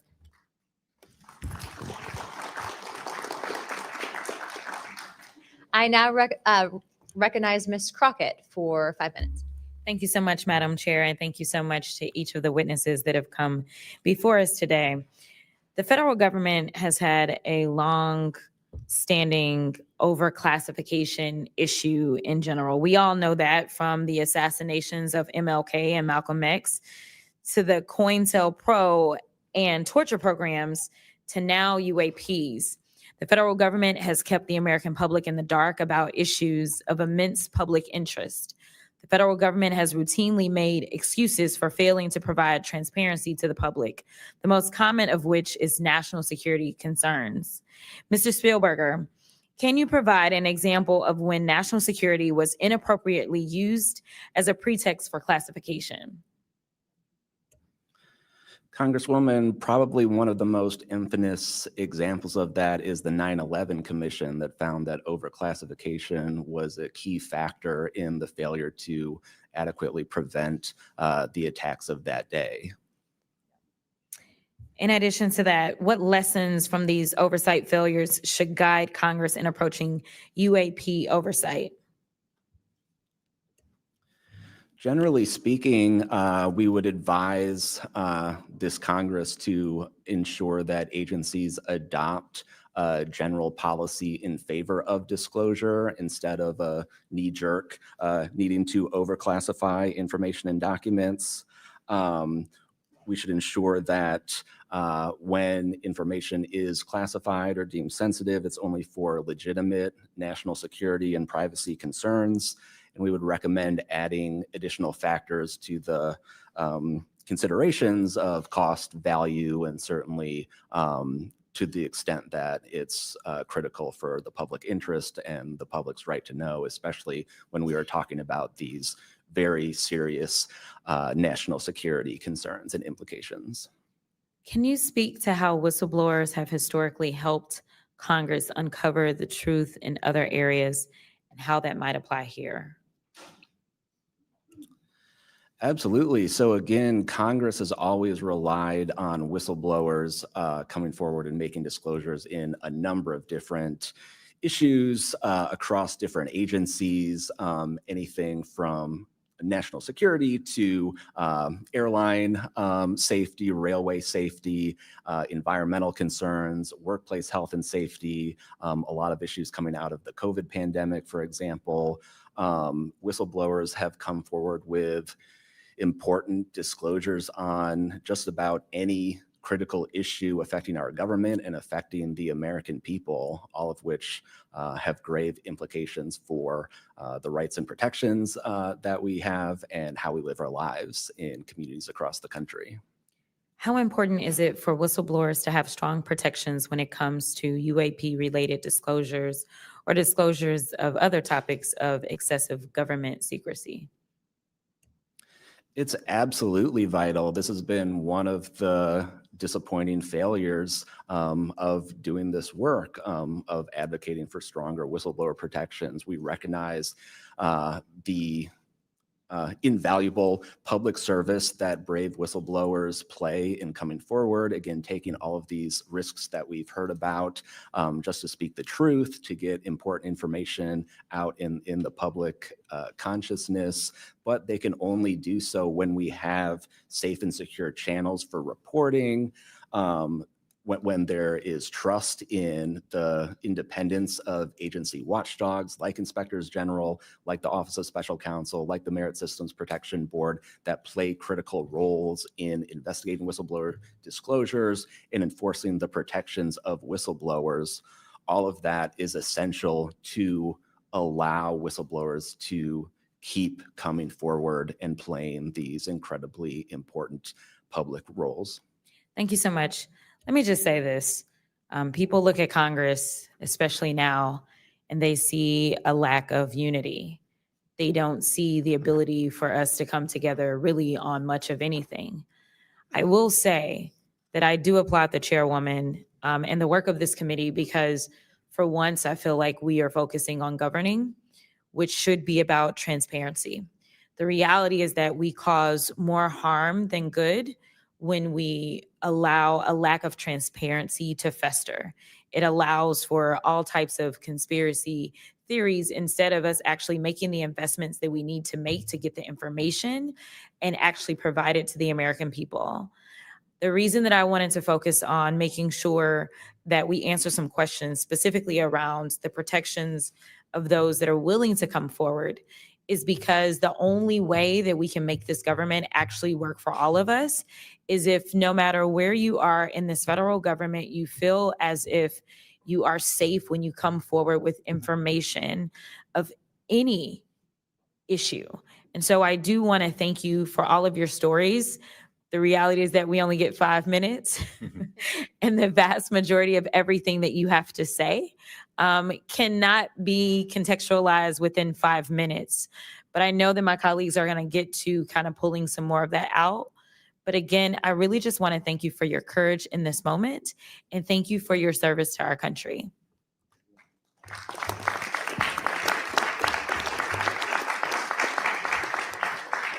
I now recognize Mr. Burchett from Tennessee for 5 minutes. Thank you, Chair Lady, and thank you, Ranking Member Crockett. I see a lot of friends out there, and I see a couple enemies, so I'll kind of remember that. But it's a pleasure being here. I want to remind people, too, this thing is an ongoing deal. We're not going to get this overnight. We've been fighting this battle, some of y'all, for 30 years and maybe longer. I hope we just keep focused on what we're trying to get to is total disclosure.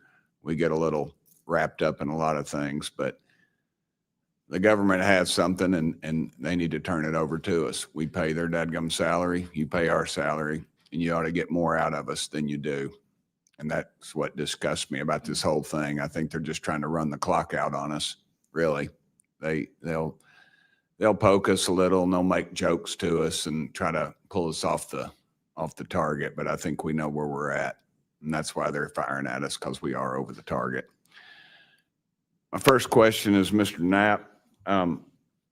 I recently introduced the UAP Whistleblower Protection Act to help provide whistleblower protection to federal personnel for disclosing the use of federal taxpayer funds to investigate UFOs. I still don't want to say UAPs. How can Congress further increase whistleblower protections? I think you got to unleash the dogs and go track down the money and where it goes, because a lot of this stuff has been moved out of government. Sure. As you know, Rep. Burchett, it's been given to private contractors who stashed it away. They've had it for so long that there's nobody left inside government, or very few, who know where it is. And they do that to keep us from FOIA, correct? Yeah, it's to I mean- keep it from FOIA. And I think that the contractors who've had this stuff for a very long time set their own standards about who is allowed to know what. And it's a very small group that ever cracks that. I think Representative Luna has been looking at the use of classifications to hide things. I'm not sure that even this committee getting security clearances that should allow you to see this stuff would allow you to follow where it really goes. I worry about the people that are looking at it and don't even know what they're looking at. I mean, it's gone through so many, I mean, since Roswell, for instance. I mean, you think there's nobody even alive that was around any of that stuff. Yeah, So I don't think they've made much progress from the people that I've talked to. I don't think they've made much progress in learning that technology. Might have made some, but you wonder, the implication is Tic Tac. Oh yeah, that's ours. What flew over Washington, D.C. in 52, is that ours too? When are you going to break that out? You guys authorized tens of billions, hundreds of billions of dollars on weapon systems that can't do half of what we've seen UFOs do. So when do they break this out? If it's really a classified project could change the world. I don't think they've made much progress. And I think they've been lying to us and to you and the rest of the world, and they're still doing it. yes, sir, I agree with you. How did you manage to obtain the classified Russian UAP documents, and how did you get them back in the United States? Well, I met this Russian physicist who was in the United States lecturing. And I want to us. clarify that I can't even take a thing of honey home on my airplane when I fly back to Tennessee. Yeah, So, I did something pretty dumb. and I'm bitter about it, but go ahead. I did something kind of dumb. I met with these officials who, during that time period, glasnost, perestroika, the Russians were trying to open up to the world. And I saw it as a window of opportunity, and it was. And we were able to talk these folks into providing us information that otherwise we would never have seen. Some of that was classified. I found out that they only stamped the top pages of these documents that were classified. So I just removed them. I removed those pages and I carried them out. And if they'd caught me, I'd be in a gulag still. Yeah. We'd be saying, what happened to George Knapp? Oh, yeah. What happened to the Russians that came forward to you in 1993, and were there any repercussions for them? Well, there were. The first thing that happened when I talked about this after getting back and going through the files and things and sifting through it, the Russian physicist who had helped us be introduced all these people wrote back and said there was a huge eruption, that there was the real right, far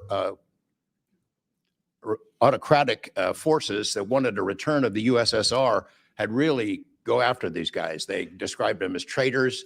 Nikolai Kapranov, the physicist friend of mine, said, look, if this had happened 5 years earlier, we would be in prison. If it had happened 10 years earlier, we would have been shot. Right. Luckily, at that point, Putin was not in power, but none of those people that we talked to on that trip in 1993 would ever talk to me again. I went back in 1996, and it was like I had the plague. I spoke to different people, but they were scared. And eventually, the story was spun where the Ministry of Defense officials who gave us this information were described as ufologists who said there was nothing really significant to these files. They didn't really find anything a big deal. And I can tell you, you'll see those files that I shared with you. They did find stuff. There was an incident in October of 1982 over an ICBM base where UFOs popped up, was observed over this base where the missiles are pointed at us, United States. These UFOs perform incredible maneuvers. They split apart, they fuse back together, they'd appear and disappear. And right at the end of this 4-hour period, the launch control codes for the ICBMs lit up. Something entered the correct codes. The missiles were fired up and ready to launch, and they could not shut it down. The Russian officers were panicking. The UFOs they disappeared. The launch control system goes back to normal. Colonel Sokolov and his team came in, took the thing apart, could not figure out what it was. It wasn't a power surge or EMPs or some of the baloney excuses that our country has given for similar events involving our nuclear missiles. They thought it was a message from wherever the UFOs were from. And that's a chilling thing. I mean, we were a couple of seconds away from World War III starting, and the UFOs were responsible for it. All right, I'm out of time, but real quick, who are the contractors that have this material, corporations? Well, one of them is Lockheed. And I'll tell you, I mean, I'm not saying Lockheed's the bad guys. They're doing what they were asked to do. Sure. They have lied about this because that's what they're supposed to do. But Lockheed would be one. There's a list I can give you, Congressman. Some of the big ones, the usual suspects. Okay, thank you. Yield back, Chair Lady. Sorry for going over. It's all It's all good. George Knapp's fault. I now recognize Ms. Bobert for 5 minutes. Thank you, Madam Chair. Chief Wiggins, based on your training and operational experience, could the behavior that you witnessed, a transmedium object vanishing without a sound, be explained by any known technology that we possess or other governments possess? It cannot. And has any government agency debriefed you or any of your shipmates regarding the EOIR and radar confirmed UAP encounter aboard USS Jackson? No one has, no, ma'am. What was that encounter like when you brought that up? If you want to briefly summarize that, when you brought that to their attention and then you were not provided any follow-up, who was told and how did you feel when there was no contact back to you? As far as the actual incident happening Yes, or the sir. reporting level? Yes, Chief. It was within the event happening. My duties are to report to the tactical action officer on watch while we're standing watch. So tactical action officer was there. I made my report. I've not had any discussion outside of that day. There's been no communication to me or requests from me within inside of the military. But speaking of that actual incident itself, once the report was made to the tactical action officer, that's when I made the decision to ask the individual watchstander that was controlling Sapphire to be able to slew into the location. And that's what you see in the video itself is when the watchstander is slewing in and kind of showing us what we're looking at. But outside of that, that's as far as the reporting went that I know of. Thank you, Chief. Just for the sake of time, Mr. Nusatelli, has RO, the Air Force, or the FBI ever followed up with you personally about the Red Square event? I did have follow-up by Aero, nothing with the Air Force. The Aero office updated me, I think, at least 2 times. They let me know that they were unable to locate any records, that the records had been destroyed by the Air Force. The Air Force is destroying all their police records every 3 years on a schedule. So You were informed that these documents were destroyed. Well, I have a Freedom of Information Act from the Air Force that states clearly that they destroy all police records on a 3-year schedule. Okay. So they were sitting on documentation, destroyed it, refused to question any of the lead investigators, anything leading into this investigation? Yeah, basically they destroyed all the police records. So you couldn't even call the Air Force and ask them if there was a vehicle accident in that time frame. So that's a big problem. We're losing data in real time. So we'll never be able to go back and I track. think our federal government has a history of destroying records. Thank you. Thank you very much, Mr. Nusatelli. Dr. Borland, as a geospatial intelligence officer, have you seen classified data indicating UAPs operate in restricted U.S. airspace? And has that information been withheld from Congress? I have not in U.S. airspace. That is intelligence oversight, so I did not have domestic authorities. After filing your Inspector General complaint over retaliation inside the Pentagon's UAP office, did you receive any kind of protection or just more retaliation? Within the IG or Aero, ma'am? Either. Aero, they went after the staff member and classified everything, shut that down. The IG, to this day, I don't even know if my complaint's active. I know my attorney that represented me was very, very, very concerned. And the best of my understanding, I was determined credible, not urgent. And do you think that experience would suggest that the internal UAP investigations may be compromised? Possibly. I mean, it's so hard because this goes back to people doing the job they're told to do. And very few people are going to want to give up their careers, 20, 30-year pension, get rid of their kids' health care, get rid of their house. It's possible, yes. Yes, thank you very much, Dr. Borland.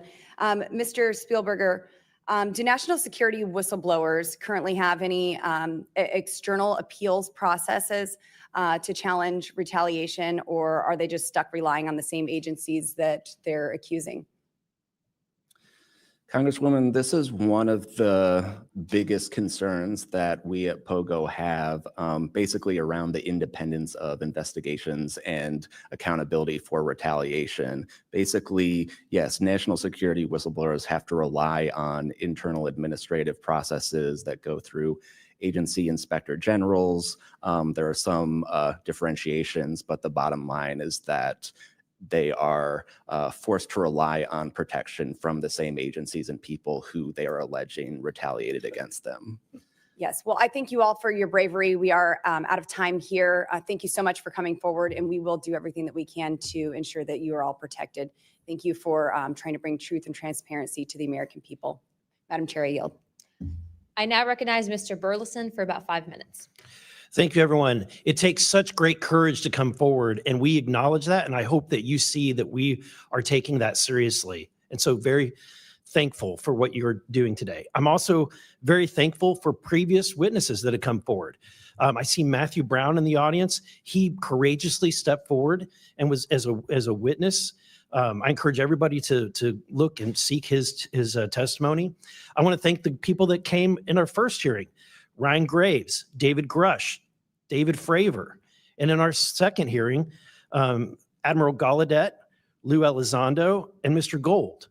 And the many others that have come forward. We hear you, and it's time that we, enough is enough. It's time that we take action. Look, I'm not jumped to the conclusion that I believe that there are, aliens coming from another planet. But I'm open to that. And I think that it's our responsibility, especially when we're seeing that we have a government that is actively blocking information from us. Just last night, I tried to get an amendment onto the National Defense Authorization Act that fit in the germaneness of that bill to have UAP disclosure. And conveniently, it was named non-germane, mostly deemed by staff, not even an elected official. This is the kind of stuff that we repeatedly see. Last year, we were blocked by someone in House administration from being able to receive a full briefing from Arrow. So not an elected official, but someone in staff blocked us. And I've had it. Enough is enough. I want to cue up a video that I've been given. And as before it starts, I'm going to describe, this was taken October 30th of 2024. This video is of an MQ-9 drone tracking an orb, or this object, off the coast of Yemen. You'll see that another MQ-9 launched a Hellfire missile. That you cannot see that drone. And so I'm not going to explain it to you. You'll see exactly what it does.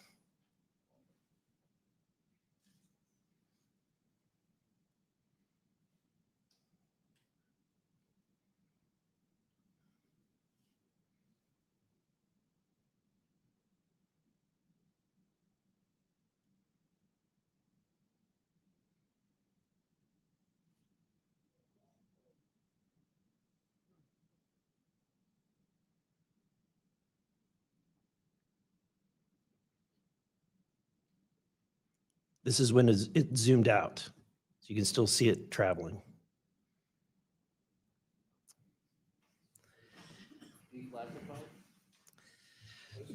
So, Mr. Knapp, have you heard about, events like this occurring? And what information might you have? I have heard about events like this. I have heard about this event. Jeremy Corbell and I talked about it in one of our episodes a while back. We did not have the video, though. There are servers where there's a whole bank of these kind of videos that Congress has not been allowed to see, that the public hasn't been allowed to see. Occasionally, some of that stuff gets out in the wild and it comes our way. It should be going to you. The public should be seeing this stuff.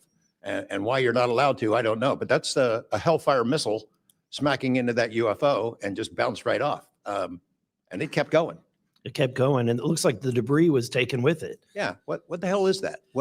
So what again, flies like that? again, I'm not going to speculate what it is, but the question is, why are we being blocked from this information?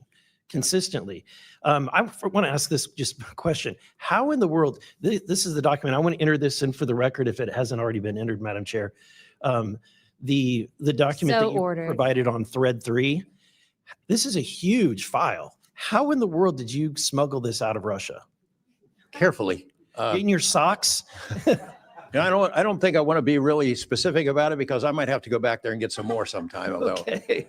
no, that'd be crazy to do that. Well, I took the top pages off that were stamped with the security signature, and I carried them out on my person. But the rest of them, I just threw in my suitcase and threw some caviar in there as a distraction as well, and hoped for the best. Otherwise, I'd be a citizen of Siberia right now.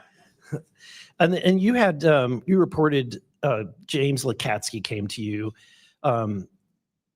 with government possession of NHI craft and how they ultimately gained entry. Can you testify to the veracity of that claim? Dr. Lakatsky is an honorable man who served most of his career with the DIA, a very trusted, high-level rocket scientist and intelligence analyst who inspired the OSAP program, as I said earlier. And in full disclosure, I've co-written 2 books with him. He dropped this on myself and our other co-author out of the blue.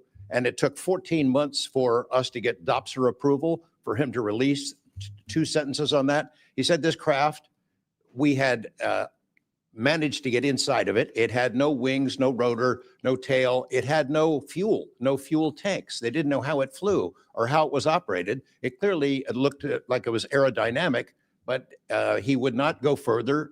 He's a by-the-book guy, and until he gets clearance to say more about that, I don't think we're going to hear much more. But it's not ours. It wasn't ours. We didn't make it. We didn't know who made it and how it was built and how it operated. We've got at least one, and I don't know. I think that's enough confirmation that we do have recovered Leslie, discs and materials. Leslie, Mr. Borland, in the classified realm, have you been exposed to undeniable confirmation of NHI technology? And then my second question is Base Systems involved in any way with reverse engineering exploitation of non-human intelligence craft? Yeah, we're gonna have to have a conversation this skip for that. Whether I'm legally even allowed to answer that, and whether you're even allowed to hear it, sir. Okay. Again, you can sense our frustration. And so I just want to thank you for coming forward. We will continue to fight because, look, this is about making sure that this government belongs to the people and restoring the republic the way it was intended to be. Madam Chair, I also have further witnesses of courageous individuals. It was given to me by Dr. Stephen Greer, including Michael Herrera and his testimony.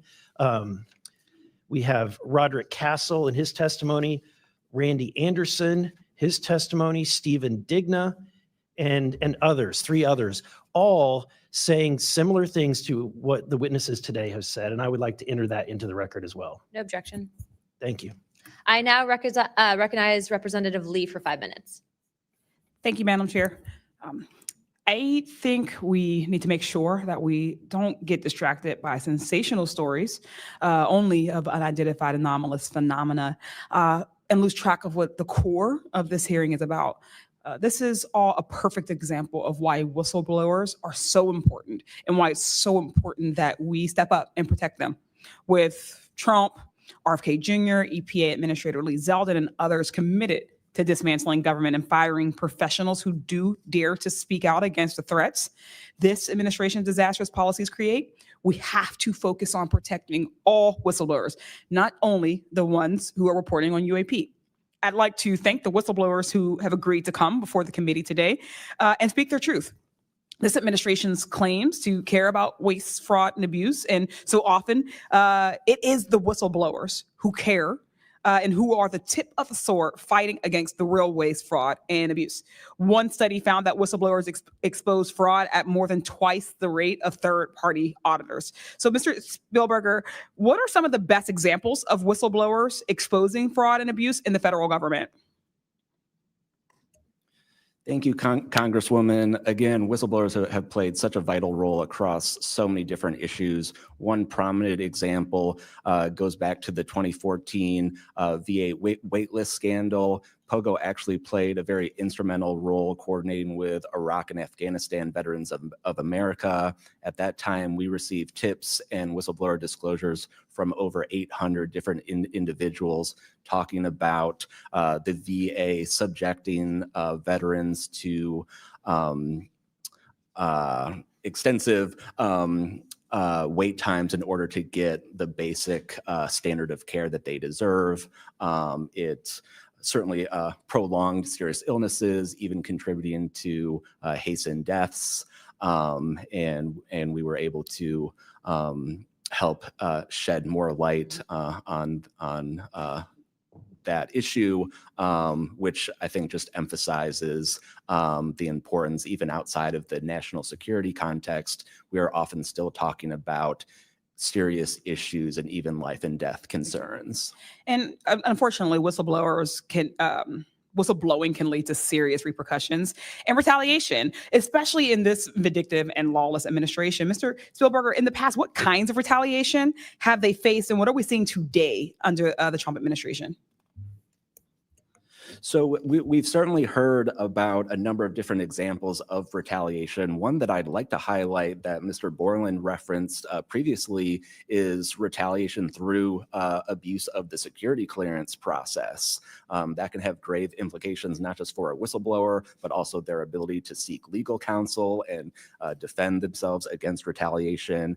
And when we look at the past several months of this administration, unfortunately, we've seen a really systematic approach toward dismantling the nonpartisan civil service. We've seen the mass firings. We've seen undermining of independent agency watchdogs, mass firings of inspectors general, undermining the Office of Special Counsel, the Merit Systems Protection Board. Again, these entities that are meant to be independent and play a critical role in investigating whistleblower disclosures and ensuring that their rights are protected. Yeah. Thank you. In 1989, Congress passed the Whistleblower Protection Act and then broadened it again in 2012 to ensure that federal workers could feel free to come forward to their elected officials. And it's a good thing we did, because whistleblowers have played a more important role than ever since Trump has taken office. It was thanks to a whistleblower that we learned that DOJ allegedly put every single American's personal security information at risk by bypassing safeguards and copying all this data to an unsecure server. I ask unanimous consent to enter into the record a New York Times article titled, quote, "DOJ put critical Social Security data at risk," whistleblower says.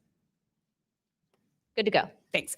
We've had whistleblowers at the National Labor Relations Board reveal that DOJ minions may have shipped case files outside of the agency, possibly to help then co-president Elon Musk continue to exploit his workers. And last week, whistleblowers at the National Institute of Health came forward to say that RFK Jr.'s vaccine misinformation campaign had pervaded even the highest levels of the agency. Typically, whistleblowers have an inspector general they can rely on to investigate their claims and register issues with agency leadership. But President Trump has fired or demoted over 20 inspectors general. If I may ask one more question, Mr. Spielberger, can you explain how eroding the independence and capabilities of inspectors general further endanger these whistleblowers? Absolutely. So again, whistleblowers already face incredibly great challenges in coming forward under normal circumstances. And when we erode these entities that are expected and required to enforce whistleblower protections, fairly investigate their disclosures, it calls into question the integrity of their investigations and findings, whether they'll take whistleblowers seriously when they come forward, and whether we can trust that they will use their authority to enforce the protections of whistleblowers who do come forward. Essentially, whether they will continue in their role as an independent watchdog or basically become a lapdog for a current or future president. Thank you. And I will take no more liberties. I yield back. Thank you. I now recognize Mr. Crane for 5 minutes. Thank you, Ms. Chairwoman, for holding this hearing. Thank you to the witnesses for appearing. In the effort of transparency here, I got to admit to the witnesses that, growing up, I really never believed in UFOs or any of this stuff. I always thought it was a little kooky and whatnot. But, after hearing, your testimony from honorable service members, watching videos like my colleague, Mr. Burleson, just presented, I got to admit, I've become a believer. Not that I know where these things come from or, what they really are up to, but I'd like to start with asking the witnesses. Mr. Nusatelli, you were in the Air Force, right? Yes, Did you believe in UFOs prior to your encounter? I've always been interested. Okay. Yes. Chief Wiggins, you're currently in the Navy, is that correct? Correct. Did you believe in UFOs before your encounter? I did. I'm from Las Vegas and I've watched George Knapp my whole life. Okay. What about you, Mr. Borland? I have always been open to where facts go. So Were you guys scared or hesitant to come forward and tell your story because of fear and believing that you might be reprimanded or ostracized from society because of your stories? Mr. Nusatelli? Yes, absolutely. I probably would not have come forward if I didn't have documentation to prove some of my story. And I also wouldn't have come forward without the people that paved the way for us in, the first congressional hearing. So, Chief, what about you? Once I got the okay from the Navy from top down, that gave me a level of relief. Prior to that, I didn't have any thought left or right of that, but thank the Navy to give me the go ahead, and that gave me the relief that I would not have any level of reprisal or anything happen to me. Mr. Borland, how about you? absolutely. I mean, after I went through everything, it was pretty clear that I caused a major issue in the executive branch. So I did what I was supposed to do. And that's why I haven't spoken publicly. That's why I'm happy to be here. This is how I wanted this to be done in regards to me.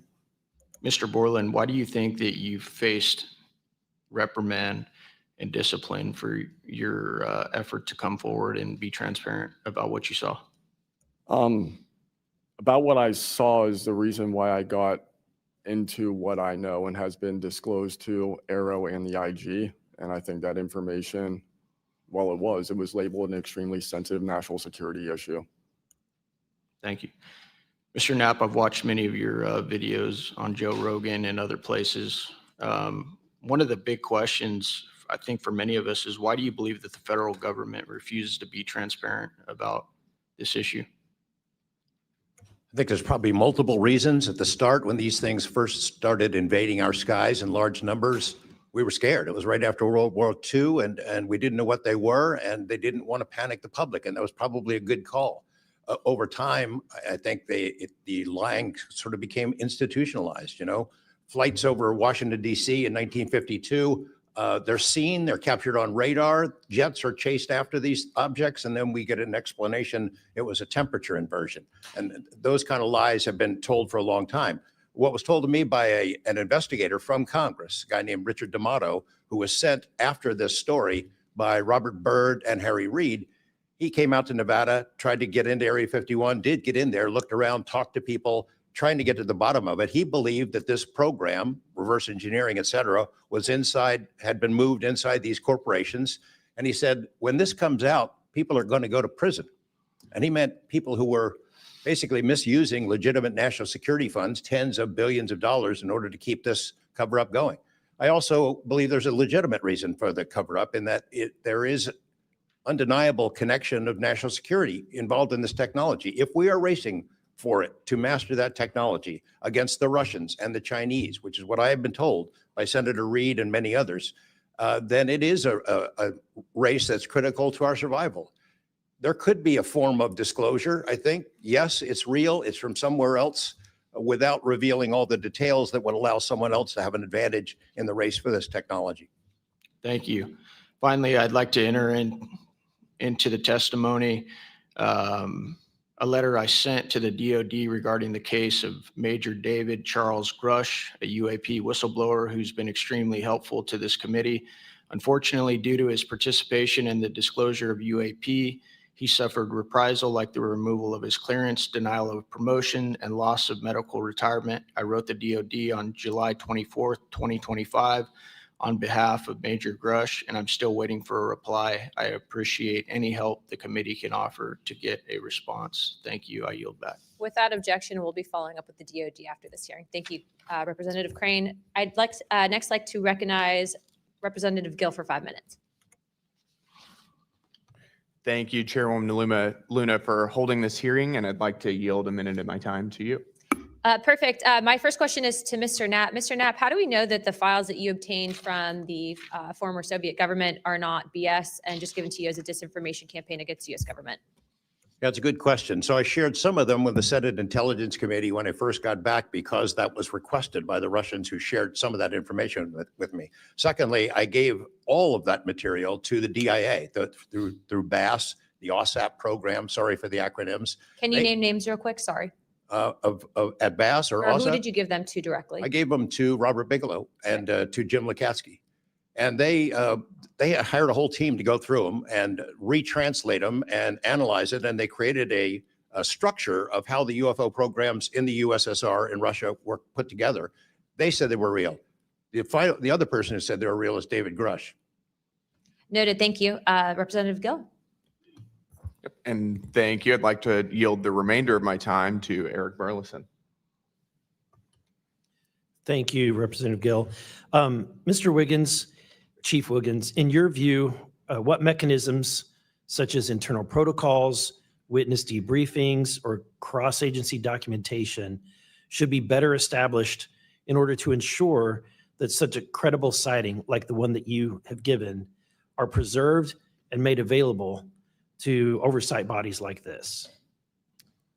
Thank you, sir. As a active duty Navy member, our mission is to carry out the ship's mission or the command's mission. And we, on a general basis, don't have knowledge of what to do when we see things like this. We just don't. We're there to do our mission and do what's told of us, right? So I think what would be important is giving active duty members a clear way of being able to report things like this to where it gets to this point. And ensuring that we have a standard level of understanding that there wouldn't be any level of reprisal or anything happening. Because, you know, I've been in the Navy for almost 24 years, but what about the sailors that have been in for 2 years that experience things like this? They're not going to have the knowledge, or they'll probably be a little bit more fearful to speak up, being it that their career is just starting. Yeah, I want to commend you. You're the first witness to come forward that is currently serving, and it's recognized. So I thank you. And your testimony is unbelievable. Let me ask this question. Are you familiar with the Witness Protection Act that Representative Burchett has filed? I'm not too familiar, sir. Anyone on the committee familiar with it? It's fantastic. It's the language that we need. It's language that will protect whistleblowers from any kind of reprisal, and yet it's again and again blocked by this body in some way. Many a times it's being blocked not by elected officials but by staff behind the scenes. And the other bill, the UAP Disclosure Act, which was filed last year, Senator Schumer, who I cannot believe that there's a topic that he and I agree on, but he and I agree on this topic. He has sponsored it in the Senate. He put it on the National Defense Authorization Act last year. Remarkably, I can't get it it was stripped out by the House last year, and I can't get it onto the bill leaving the House this year. Mr. Knapp, how far would that bill go to actually getting the answers that we need? Pretty far. I think that they're still going to have roadblocks. You know, the keepers of the secrets, the private companies that have been doing this job for intelligence agencies for a long time, are not going to cough it up. You'd have to force it out of them. And whether you can get them to admit that they have it or not, I mean, they're supposed to lie about it. They've been lying about it. More power to you. I hope it works. I hope it passes this time. But it's a daunting challenge to get them to open up after lying about it for more than 75 years. Yeah. And then finally, Mr. Borland, when you engaged with Arrow in 2023, you noted that their public statements did not match the reality that you and others had witnessed. In your assessment, what were the key limitations of Arrow? You know, I would put it to you this way. The statement Arrow has made is scientific evidence of extraterrestrials. Scientific evidence requires a scientific control. Extraterrestrial is an entity on another planet. The only way to scientifically prove extraterrestrial is we have to go to that planet, acquire technology, bring it back, and compare it to what we have here. So you're saying they won't let anything out because, or they won't come forward unless they confirm that unless they go to the planet and confirm where its origin is. That would be scientific evidence, yes. And by that statement, Arrow found no scientific evidence of extraterrestrials is basically, I don't want to call it a psyop, but a misrepresentation, because we do have things. But making that statement is not technically a lie. It's a misrepresentation of the full truth. Thank you. Madam Chair, may I, just since we're on that topic real quick, how do we get to these other planets? How do we pass the Van Allen radiation belt safely? Good question for you. I cannot answer that for you. I would now like to recognize Mr. Perry for 5 minutes. Thanks, Madam Chair. I think I'll start with maybe Mr. Borland. So you have a clearance, right? You're in uniform, you have a clearance. When did you leave at service? What year? I left in 2013, February 2013. 25th. Who was the president, if you recall? 2013 would have been President Obama, sir. Wasn't President Trump, right? No, sir. Okay, so you have a clearance, right? You're serving in uniform, you have a clearance. Yes, Your sir. story, I think many of us are kind of picturing the scene. You walk out in the flight line, having a smoke, this event occurs. Do you have the perception, at least I do, based on your story, that this involves the U.S. government? Whatever you saw involves the U.S. government. That is 100% my opinion then and now. And was there an after action? Do you do a daily debrief of the activities of the day? Was any of that recorded? Was there a conversation with the command? Was there any documentation that you know of at the time? Not to my knowledge. I mean, like I said, I talked about it on the ops floor, and a couple of people had pulled me aside, some older enlisted, and were like, you probably want to keep that to yourself. So did you get the impression that they knew what you were talking about, just didn't want you to harm your career or seem crazy, or that they didn't really witness? Did you know anybody else that witnessed what you saw? Again, not that night. Like I said, the only people that would have been out there would have been security forces, and then those of us that were doing ops. Security forces in uniform or contract? Probably both. Did you talk to them? Did anybody talk to them in an after action? Not to my knowledge, sir. Was there any interest in the command to determine and verify what you saw? Not to my knowledge, sir. It's unfortunate. Chief Wiggins, thank you for your service. Gentlemen, thanks all of you for your courage to be here. Your story's a little bit different. Sounds like it, well, for both of you guys, and also Mr. Nusatelli, if this were sanctioned by the U.S. government, even though you have a clearance, but it's classified above the clearance level, do you see any reason why they would allow you access, being present, viewing it, hearing it, being around it? Like, what is this, an accident? Like, does the U.S. government make these kind of accidents? They make accidents, mistakes like this? Like, we're doing this test of this new system, and we forgot these guys were standing here. Does that sound like something that the U.S. government would do? No, sir. Some of the launches we were doing were like $5 billion projects that had taken like 10 years to develop the technology. And these objects were coming right up to the launch pad. So any kind of mistake, I mean, it could cause a catastrophe. Right. So it's very confusing why these objects would be operating in and around our bases or during training exercises. So it would lend you to believe that the U.S. government had nothing to do with whatever it is you saw.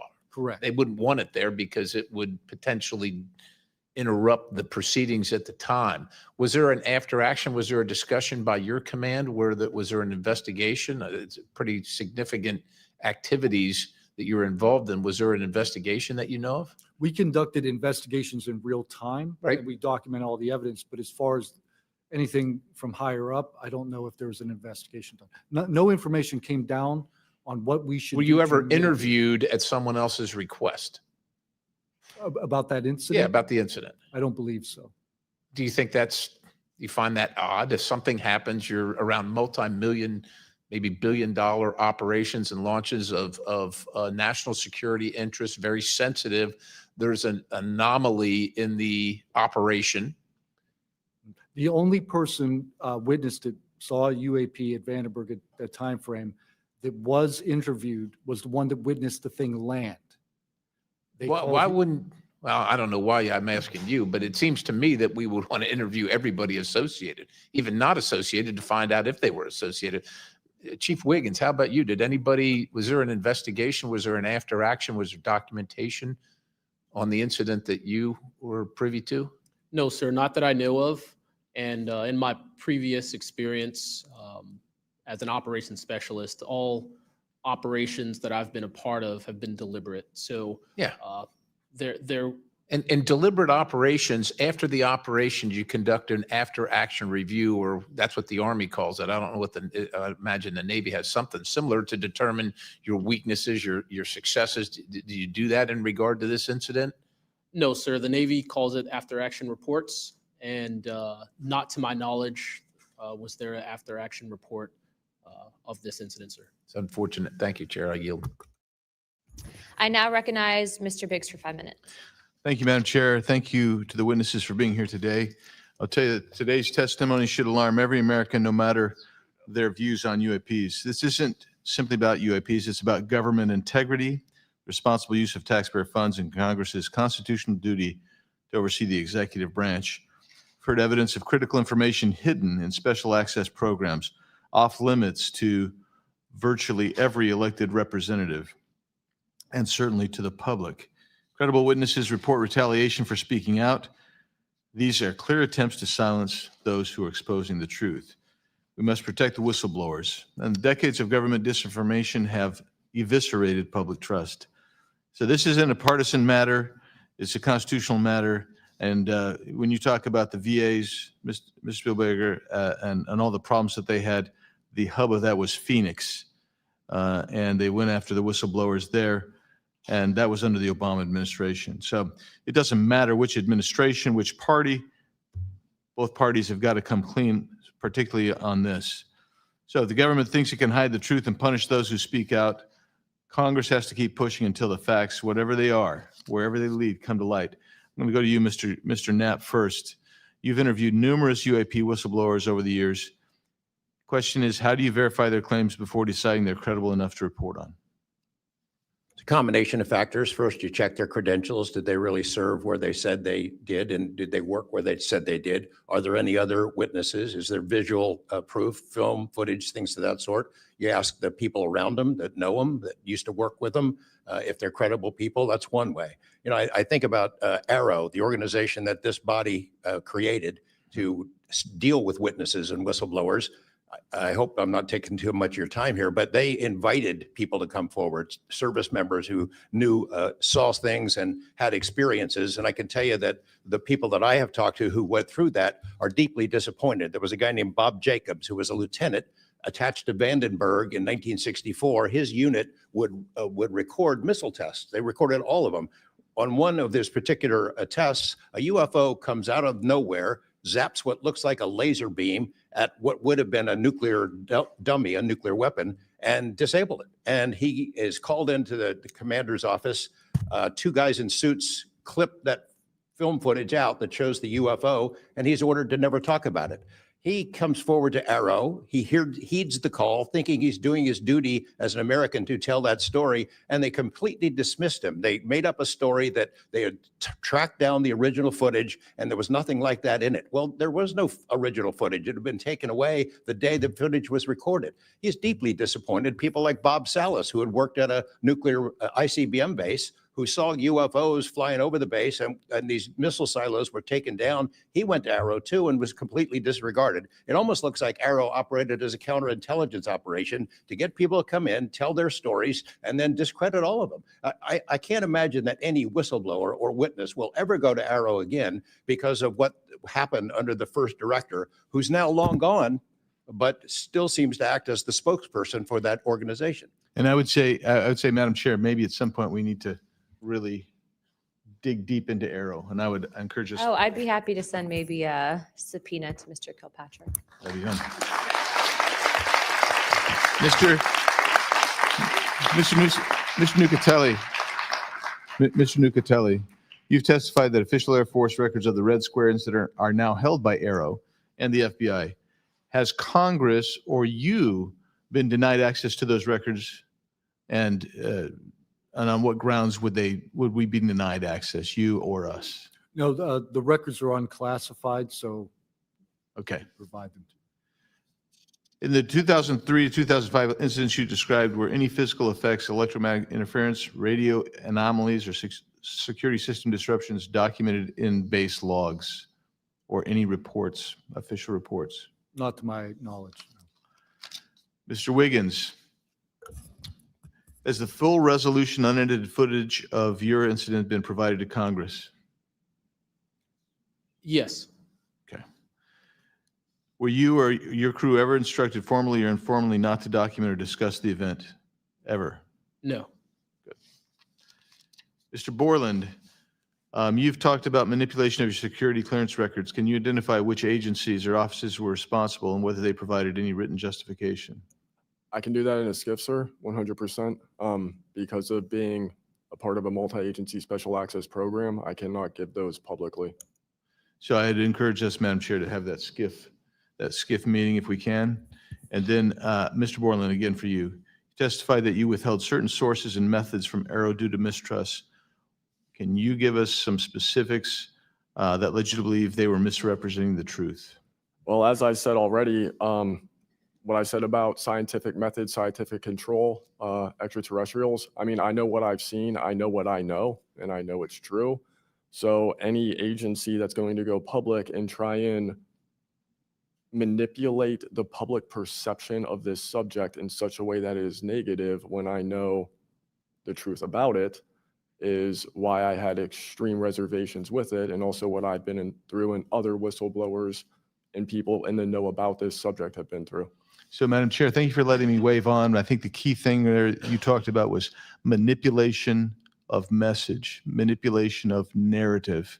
That is really the problem with this entire the system that we've seen since you've started these wonderful hearings, Madam Chair, and I thank you so much. Thank you, Representative Biggs. The chair would now like to recognize Mr.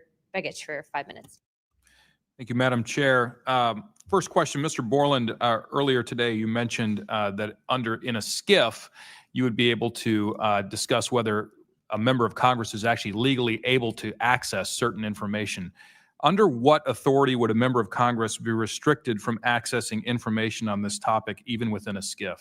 I would suggest reaching out to Director Gabbard and speaking with her about that. I'm hopeful that this goes back to the executive branch and who even has authority. Unfortunately, I can't give you a 100% solid answer because I don't even have that knowledge.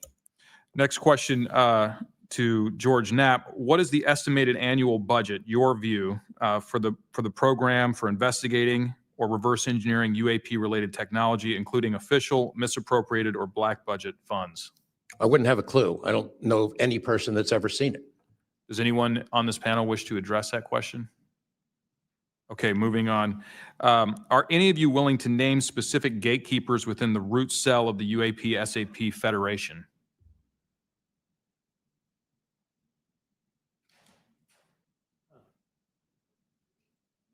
You mean specific people and contractors that have dealt with this and kept the secret? Specific individuals. Well, one of them was named Dr. James Ryder at Lockheed. But, again, to emphasize, I don't fault these contractors for doing what they were asked to do by our government. They're supposed to lie if people ask about it. And the intelligence agencies who gave this stuff to them, CIA, I think primarily, told them to keep it quiet. And they've done that. And I suspect that they'd like an off-ramp, that they'd like some help with figuring out this technology at some point. And this is, again, available to anyone, is there a security classification guide for UAP or NHI?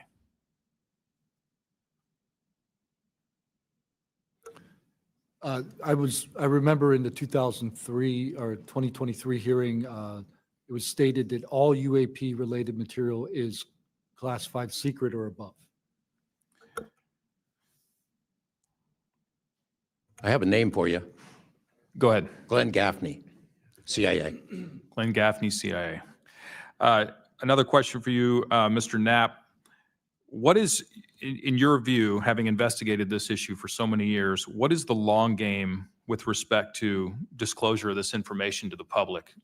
Because with the advent of essentially a video camera and a high megapixel phone in everybody's pocket, at some point, this information is going to be impossible to withhold from the public. What do you think is the long game here? Well, the secret's out. I mean, how many videos have there been already? You know, videos that are leaked from within the military and intelligence agencies and contractors and sensor platforms. It's out there, but they have the high ground. The people that don't want us to take it seriously dismiss it, discredit the witnesses, come up with a cover story. I mean, it's been out there a long time. The public senses that it's real, and the people in authority dismiss them. It's a game that's been going on a long time, and I don't think they're ever going to release it. I think that there's an attitude among the people that have been involved in this for a long time that the public doesn't deserve to know, and that the public probably can't handle it, but they can. Final question. Again, this one's open to anyone who'd like to answer it. Describe your understanding of the org chart or lines of control within the executive branch with respect to these topics.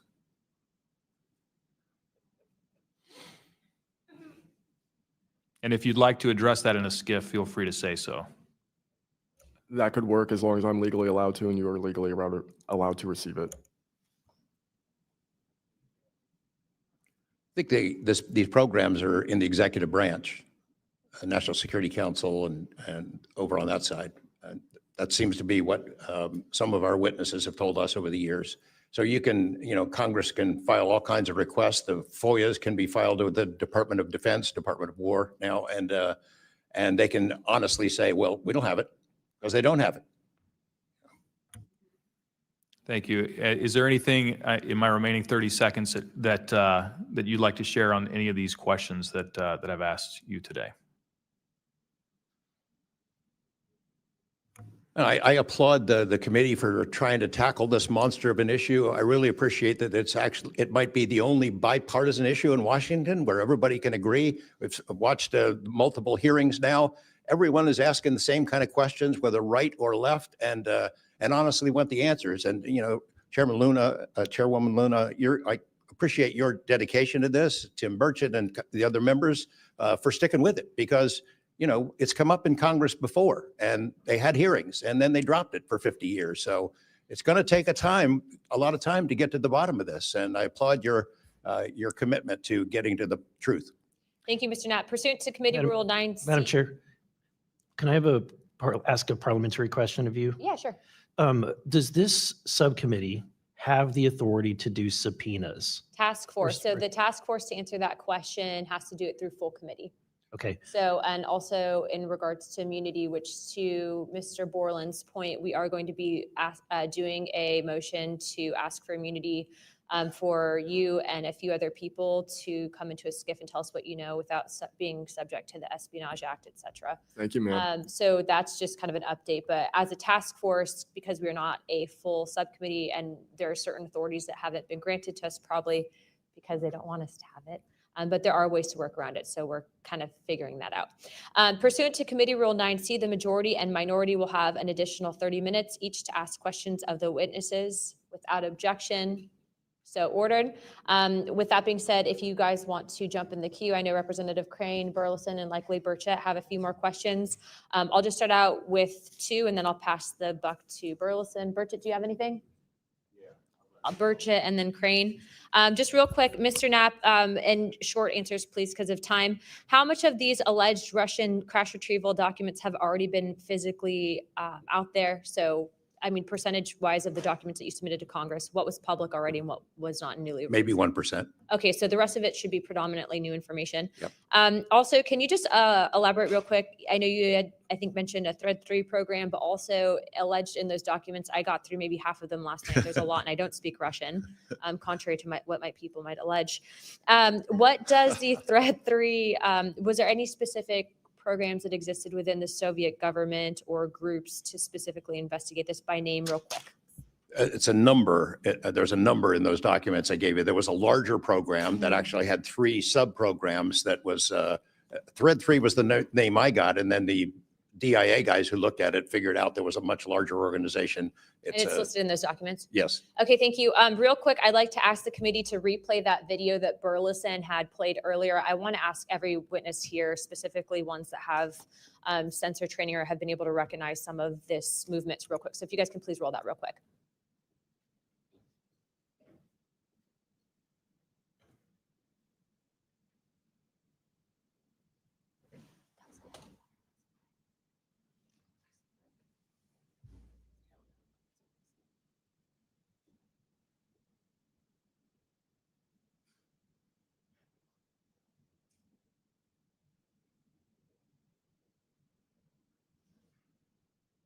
Okay, while this is still rolling, Mr. Nusatelli, real quick yes or no answers. Are you aware of anything in the government, United States government arsenal that can split a Hellfire missile like this? No, And do whatever blob thing it did and then keep going? Nothing? nothing. All right, how about you, Chief Wiggins? Nothing to my knowledge, ma'am. Okay, and how about you, Mr. Borland? I prefer to answer that in a skiff. Okay, does this video scare you guys? Yes or no? Yes. Wiggins? Yes. Nat? I had a different reaction. I was really happy that it got out. Thanks for providing that. Curiosity kills the Congressman. cat. All right, Mr. Borland? Yes, for Okay.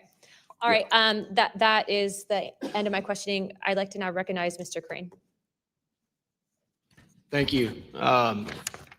Chief, I was on a ship for a little bit. I was a gunner's mate on the USS Gettysburg for a couple of years. My question to you is, when you had your encounter and you saw it on the screen, you were in the CIC, is that correct? That's correct. On an LCS ship, the CIC is on the bridge, so it's called ICC-1, but yes, same. Did a bunch of the other folks in the CIC come and check out what you were looking at?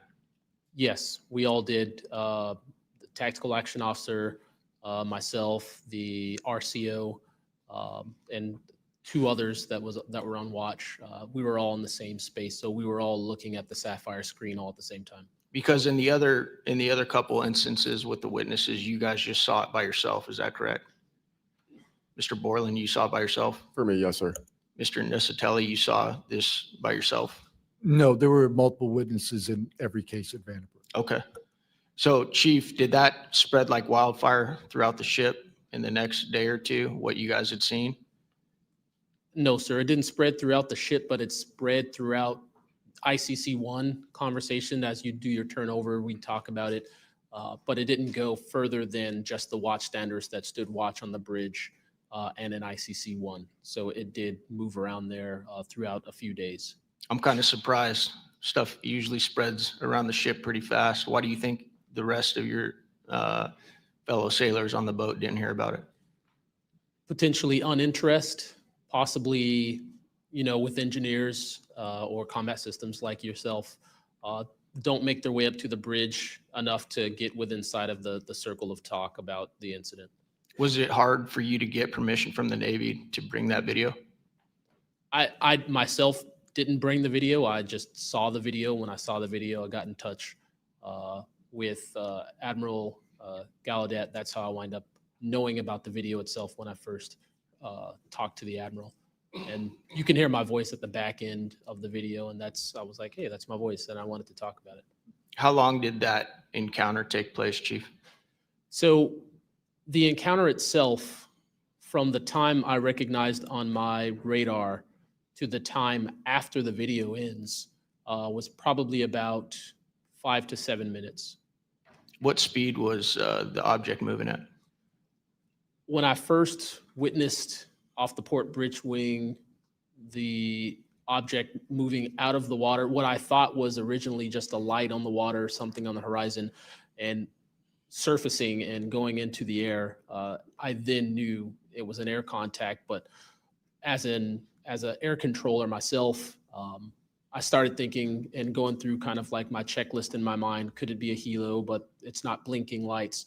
So I then realized this is something I've never seen before. So the speed itself, just going from the horizon to about maybe 4,000 feet in the air, was very slow, slowly rising. And then it sped up. I'm not an expert at, knowing specific speeds of aircraft just by visual eye, but I would say probably 1-2 Mach instantly into the rest of the formation.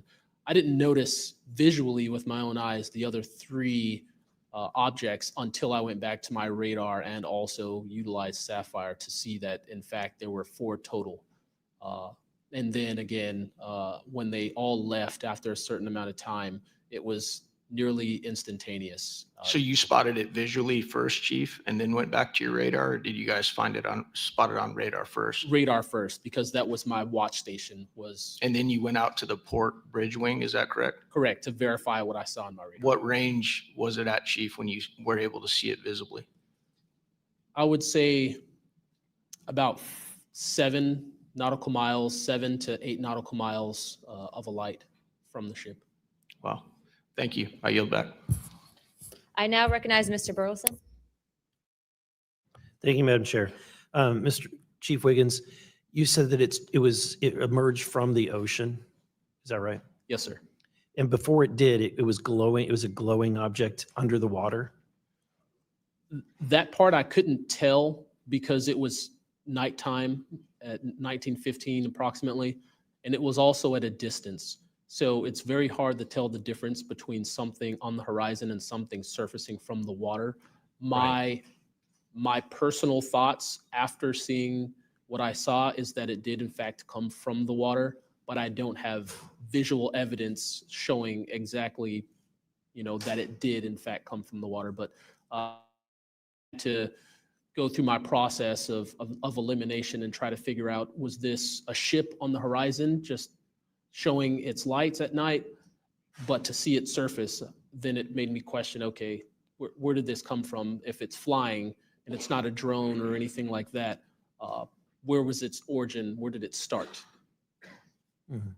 Oh, Mr. Knapp, in your testimony and in this document, you detail an event that happened in Russia where their nuclear missiles were activated, and we were close to a World War III at that time, which is startling to hear. It's also good to know that as we have investigated the JFK files as well, that we're learning that that there was a document that was sent between Russia. There was an agreement between Russia and the United States that if they were to see some unidentified objects over sensitive sites, that they would report it to each other. Are you familiar with that document? Yes, I'm also familiar with the rhetoric, public rhetoric between President Reagan and Gorbachev at the time too, that they traded statements about, wouldn't it be something if we were threatened by something from way outside, how we might work together. I know for sure that they had conversations about it, and I know we did reach an agreement to try to lessen the possibility that us detecting a UFO or group of UFOs would not be mistaken for a bunch of Russian missiles. There were exchanges of that sort that went back and forth. Yeah, and I can imagine this is, to me, the validity of this document is underscored by the fact that Russia would not want this to be known. They absolutely would not want to know, the public to know, or the United States to know that there was a vulnerability in their missile systems. Would you agree? Absolutely. And, and we had many similar incidents at our nuclear weapons facilities here that have all been sort of swept under the rug, but it's pretty scary when you take down 10 missile silos during tense times and you don't have a better explanation for it than it was a special test of security mechanisms or using EMPs, which is a preposterous explanation. Real quick, we're going to cut to Mr. Ogles. He just got back. So we're in a special kind of lightning round, so 5 minutes, and then we'll go back to our line of questioning. Thank you, Madam Chair. You know, at this point, I think it's clear from the hearing that there's advanced technologies that are taking place in our airspace. You know, the question is, and I posed it in one of the previous hearings, is it ours, is it theirs, or is it otherworldly? There may not be a silver bullet at the moment, but when you look back through the hearing and the evidence that's been presented, if you're going to point the American people to one piece of evidence to start their journey on this topic, what would you suggest, sir? One piece of evidence.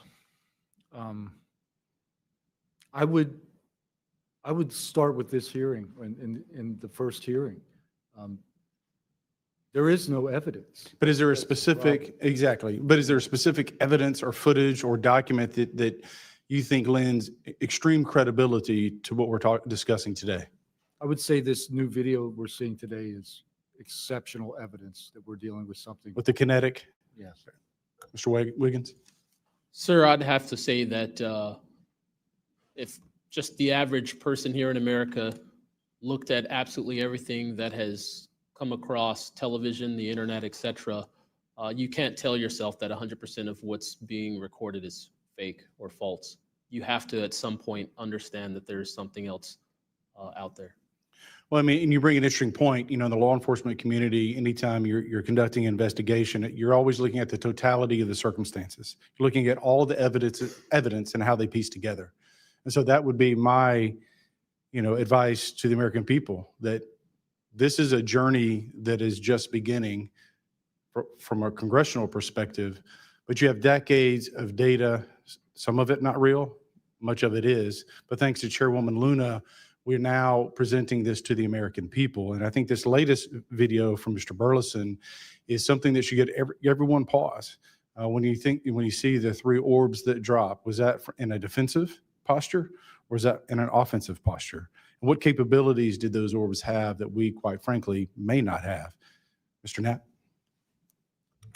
As I mentioned at the beginning of my remarks, what hooked me on the story was the paper trail, these documents that shouldn't exist. We've been told for decades, over and over, there's nothing to it. It's not a threat. You can go about your business. And then when FOIA becomes the law of the land, thousands of pages to the contrary leak out. There's a memo by General Nathan Twining in 1947 when the country was being overflown by dozens of UFOs, hundreds of UFOs, in which he said, look, this is not visionary or fictitious. It's real. These things are craft. They're not ours. They outperform anything we've got. I mean, if you follow the paper trail of documents that they wrote before the military got wise and realized that FOIA really exists and changed their tune and not put things in writing, it spells it out pretty clearly. I'll go refer back to Russia. One incident I did not mention to Representative Burleson is Colonel Sokolov in that Ministry of Defense program said there were 40 incidents where Russian warplanes were sent to intercept UFOs, and they were ordered to fire on them. And for the most part, the UFOs would zip away. 3 of the pilots, though, did fire at these things. Those 3 planes stalled out, crashed. 2 of those pilots died. And after that, the Russians changed the standing order. If you see a UFO, leave them alone. No country in the world wants to say and admit that these are airspace, and there's nothing we can do about it. I mean, who wants to say that? The U.S. certainly doesn't, and the Russians didn't either. And I've got to be almost out of time, but Mr. Berlin, then you, sir, real quickly. Yeah, to be honest with you, I think Bob Lazar, and not for the reasons that most would talk about, mainly because Bob Lazar was immediately discredited. They said he never worked where he worked. They said he never did what he did. But yet Bob Lazar showed up with a bunch of friends and a video camera and was filming these test flights in the middle of the desert. So clearly he knew something. Madam Chairman, if I'm out of time, I yield back. Thank you very much, Representative Ogles. I'd like to go back now on our lightning round of questioning to Representative Burchett and then Burleson.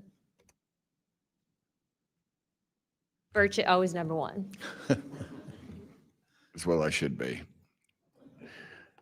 Number 1 in your heart, number 435 on the chart. That's me.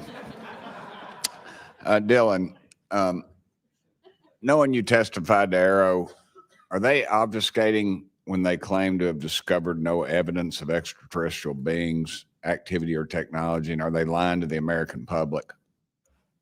As I said before, it's a manipulation of the public perception.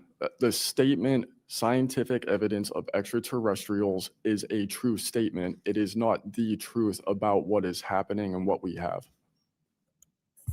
Any of y'all like to comment on that further? Mr. Knapp, you're Well, getting edgy. It's splitting hairs. No proof that they're extraterrestrials. What would that proof look like? A piece of kryptonite? What would it be? I mean, we could be talking about different forms of non-human intelligence. I think the dominant paradigm is that they come from outer space, somewhere else, and they have some way that they can cross those vast distances that we can't even imagine doing. But not necessarily, that's not necessarily the answer. So asking for proof of extraterrestrials might not be the answer at all. It's splitting hairs. We don't know where they're from. I don't know anyone who knows the answer for sure. They call them aliens just as a placekeeper kind of a word, but no one in all these programs who've studied this stuff for years, people with much bigger brains than mine, knows the answer for sure. I've talked to Navy folks that some of the deep sea areas, they think there might be something there that they're here, and I don't know when they got here. Another point that needs to be made is every time, we say we're going to back engineer or whatever you want to call it, these craft, I always say, like, it'd be like if you took I ride motorcycles, but if you took like an Indian or a Harley to the people that came over here on the Mayflower, they'd see a bright, shiny object. They might polish it. They might get it started. I doubt they could. They couldn't work on it. They couldn't put fuel. They wouldn't be able to have the capability of putting fuel in it. I just think that's, we're scratching at something that we don't have any knowledge of. And that's why it's just taken so dadgum long. But they do know, first one that cracks that code, it's over. I mean, it's energy, it's power, it's everything. And I worry too that in the wrong hands that they do that, they keep it from the rest of us because they're so invested in whatever energy sources we have here that their billionaire buddies are going to profit, and they can't retool, because they know once it's out on the internet, it's over. And so I think there's a lot of things going after it. And I think that's why the move to discredit folks is so rapid too. I think, they point to them and they put the dogs on them, and it disgusts me. There's a price to be paid for that too. The Russians and Chinese are trying to figure this out as well, but they don't have the same kind of stigma. They tell their best scientists and engineers, get in there and work on it. And they've been doing it for a very long time, might have a head start on us. Here, we don't have our best scientists and engineers working on it because they've been told it's nonsense. The stigma is very real for people like that. I agree. Yield back, Chair Lady. Thank you. I'd now like to recognize Representative Burleson. Mr. Nusatelli, when you heard the testimony of Mr. Knapp talking about these missiles were shut down or turned on in Russia, does that remind you, when you hear these stories, it's got to remind you of the event that happened on your base? Absolutely. There are many accounts of incursions of this type taking place. I believe in the 60s, we had a similar incursion in New England, and same thing happened. There were these objects coming over the base at low altitude, 200 feet over the base security police, and they were scrambling fighters, and then the objects would just fly off, and that went on for weeks. So the historical record has laid out that there's a pattern, that our installations are visited by these craft. They come in and do whatever they're doing, and then they leave. And we don't know how to respond. We don't know how to protect the installation. So that's why we're here. When you first heard, and we're having to report on these incidents that were being witnessed by other individuals, did you believe them? Did you yourself believe it would be true until you saw it? These are people I've worked with for years, deployed with. I was in some of the weddings. These are people that I worked with every day of my life. Usually when the events were occurring, we were all together. There'd be 40, 60, 100 people on duty during these encounters. Really? Yeah. All seeing it at the same time? Yes, these encounters were playing out while we were on duty, and we were responding and investigating in real time as they occurred. And as you said, the importance of your operation was highly important because they said it's the most important in 25 years. the research that you were conducting. For that particular launch, we had 500 Air Force police officers guarding the launch.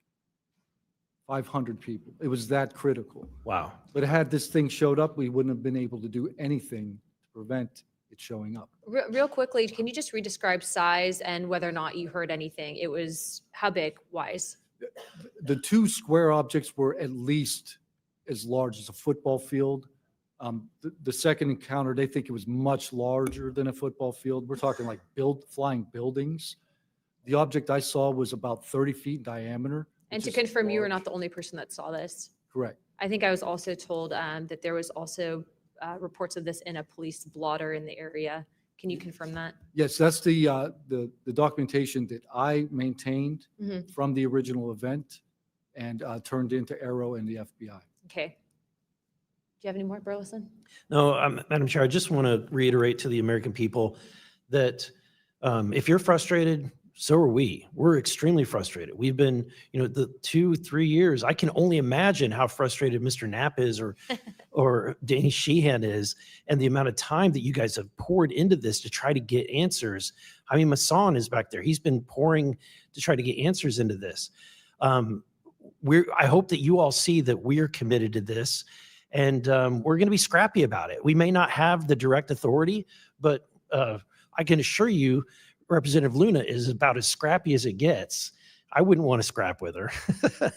But that being said, I think that if the American people want to see answers, we need to action. We've had the hearings. It's time to take action. It's time that we pass Tim Burchett's Whistleblower Act. It's time that we pass the UAP Disclosure Act. And I think that we've had a lot of talk about this. It's time for action. Thank you, Burleson.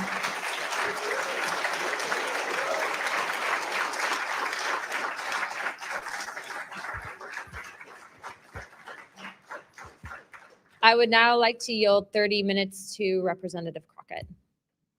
I'll reserve. Thank you.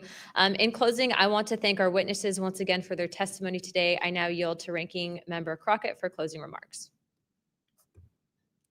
I'll pass. No, I just want to say thank you so much to each and every one of you for being here today, for staying committed to this, and for your courage. I truly believe that courage is contagious.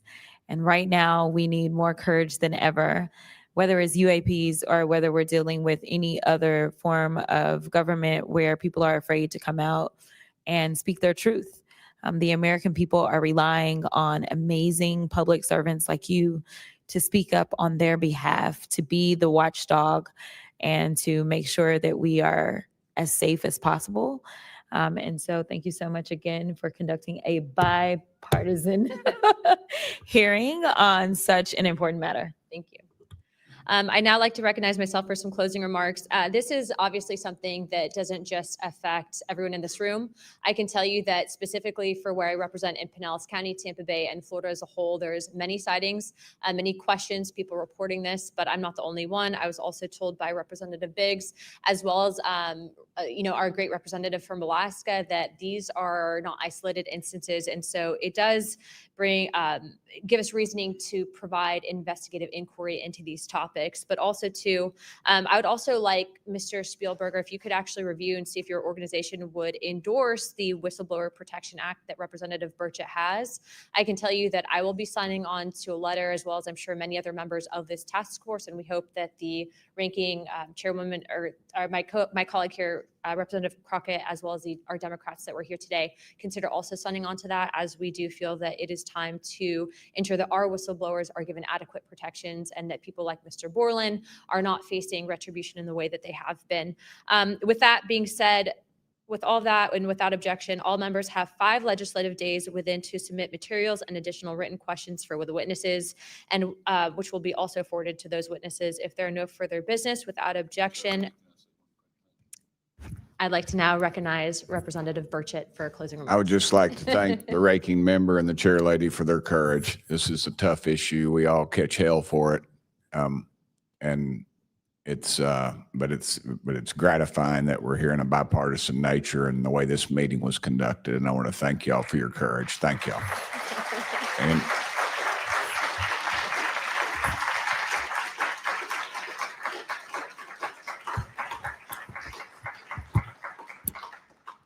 Without objection, the task force stands adjourned.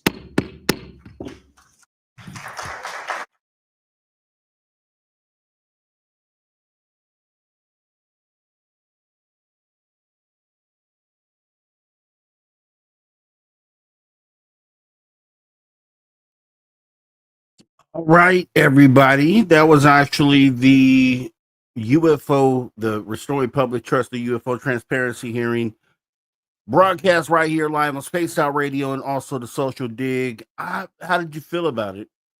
First of all, how did you feel about it? Thought it was some good stuff. I thought we had some good stuff here. I like the questions. I like George Knapp. I knew George Knapp was going to get down to business. I had no doubt about that at all.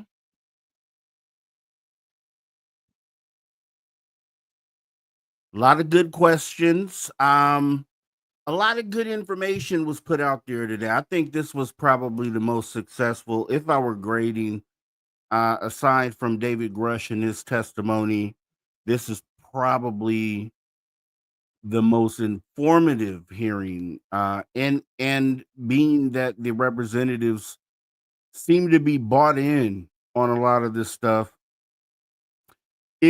it gives you a little bit of hope. You know, where does this go? That's the question. I think I could say for sure the best part about it is that there was a lot of really good information given. So at the very least, anyone who watches it will at least be up to speed on a lot of what's going on. You know, looking at the fact that it was done in front of Congress under oath gives it credibility. And I think it did its job. So I'm satisfied with it. The video was amazing.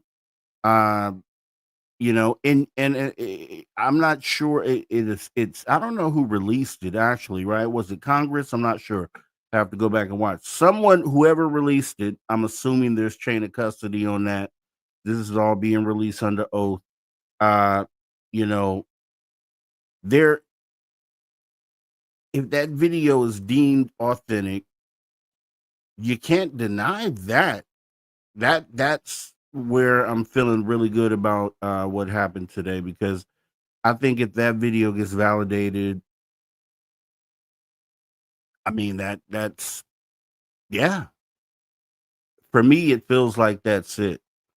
So I don't know. I'm walking away feeling good. I hope you guys are too. We're gonna go ahead and get ready to shut this thing down. Now, I'll be doing a show over on my channel a little later today at about 4:00, kind of going over the video, just having a conversation. So you're all welcome to come on over there, youtube.com/@MrRobG, just like it shows on the screen.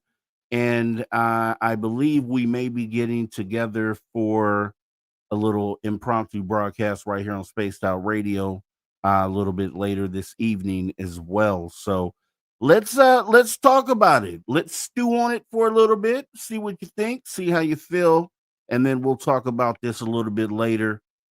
Outside of that, guys, we're gonna get up out of here. I appreciate your getting your morning from you here. It's 9:42 here on the West Coast, so that's 12:42 out on the East Coast, and wherever else you might be out in the world. Have a great rest of your day, guys. We will see you later. Take care.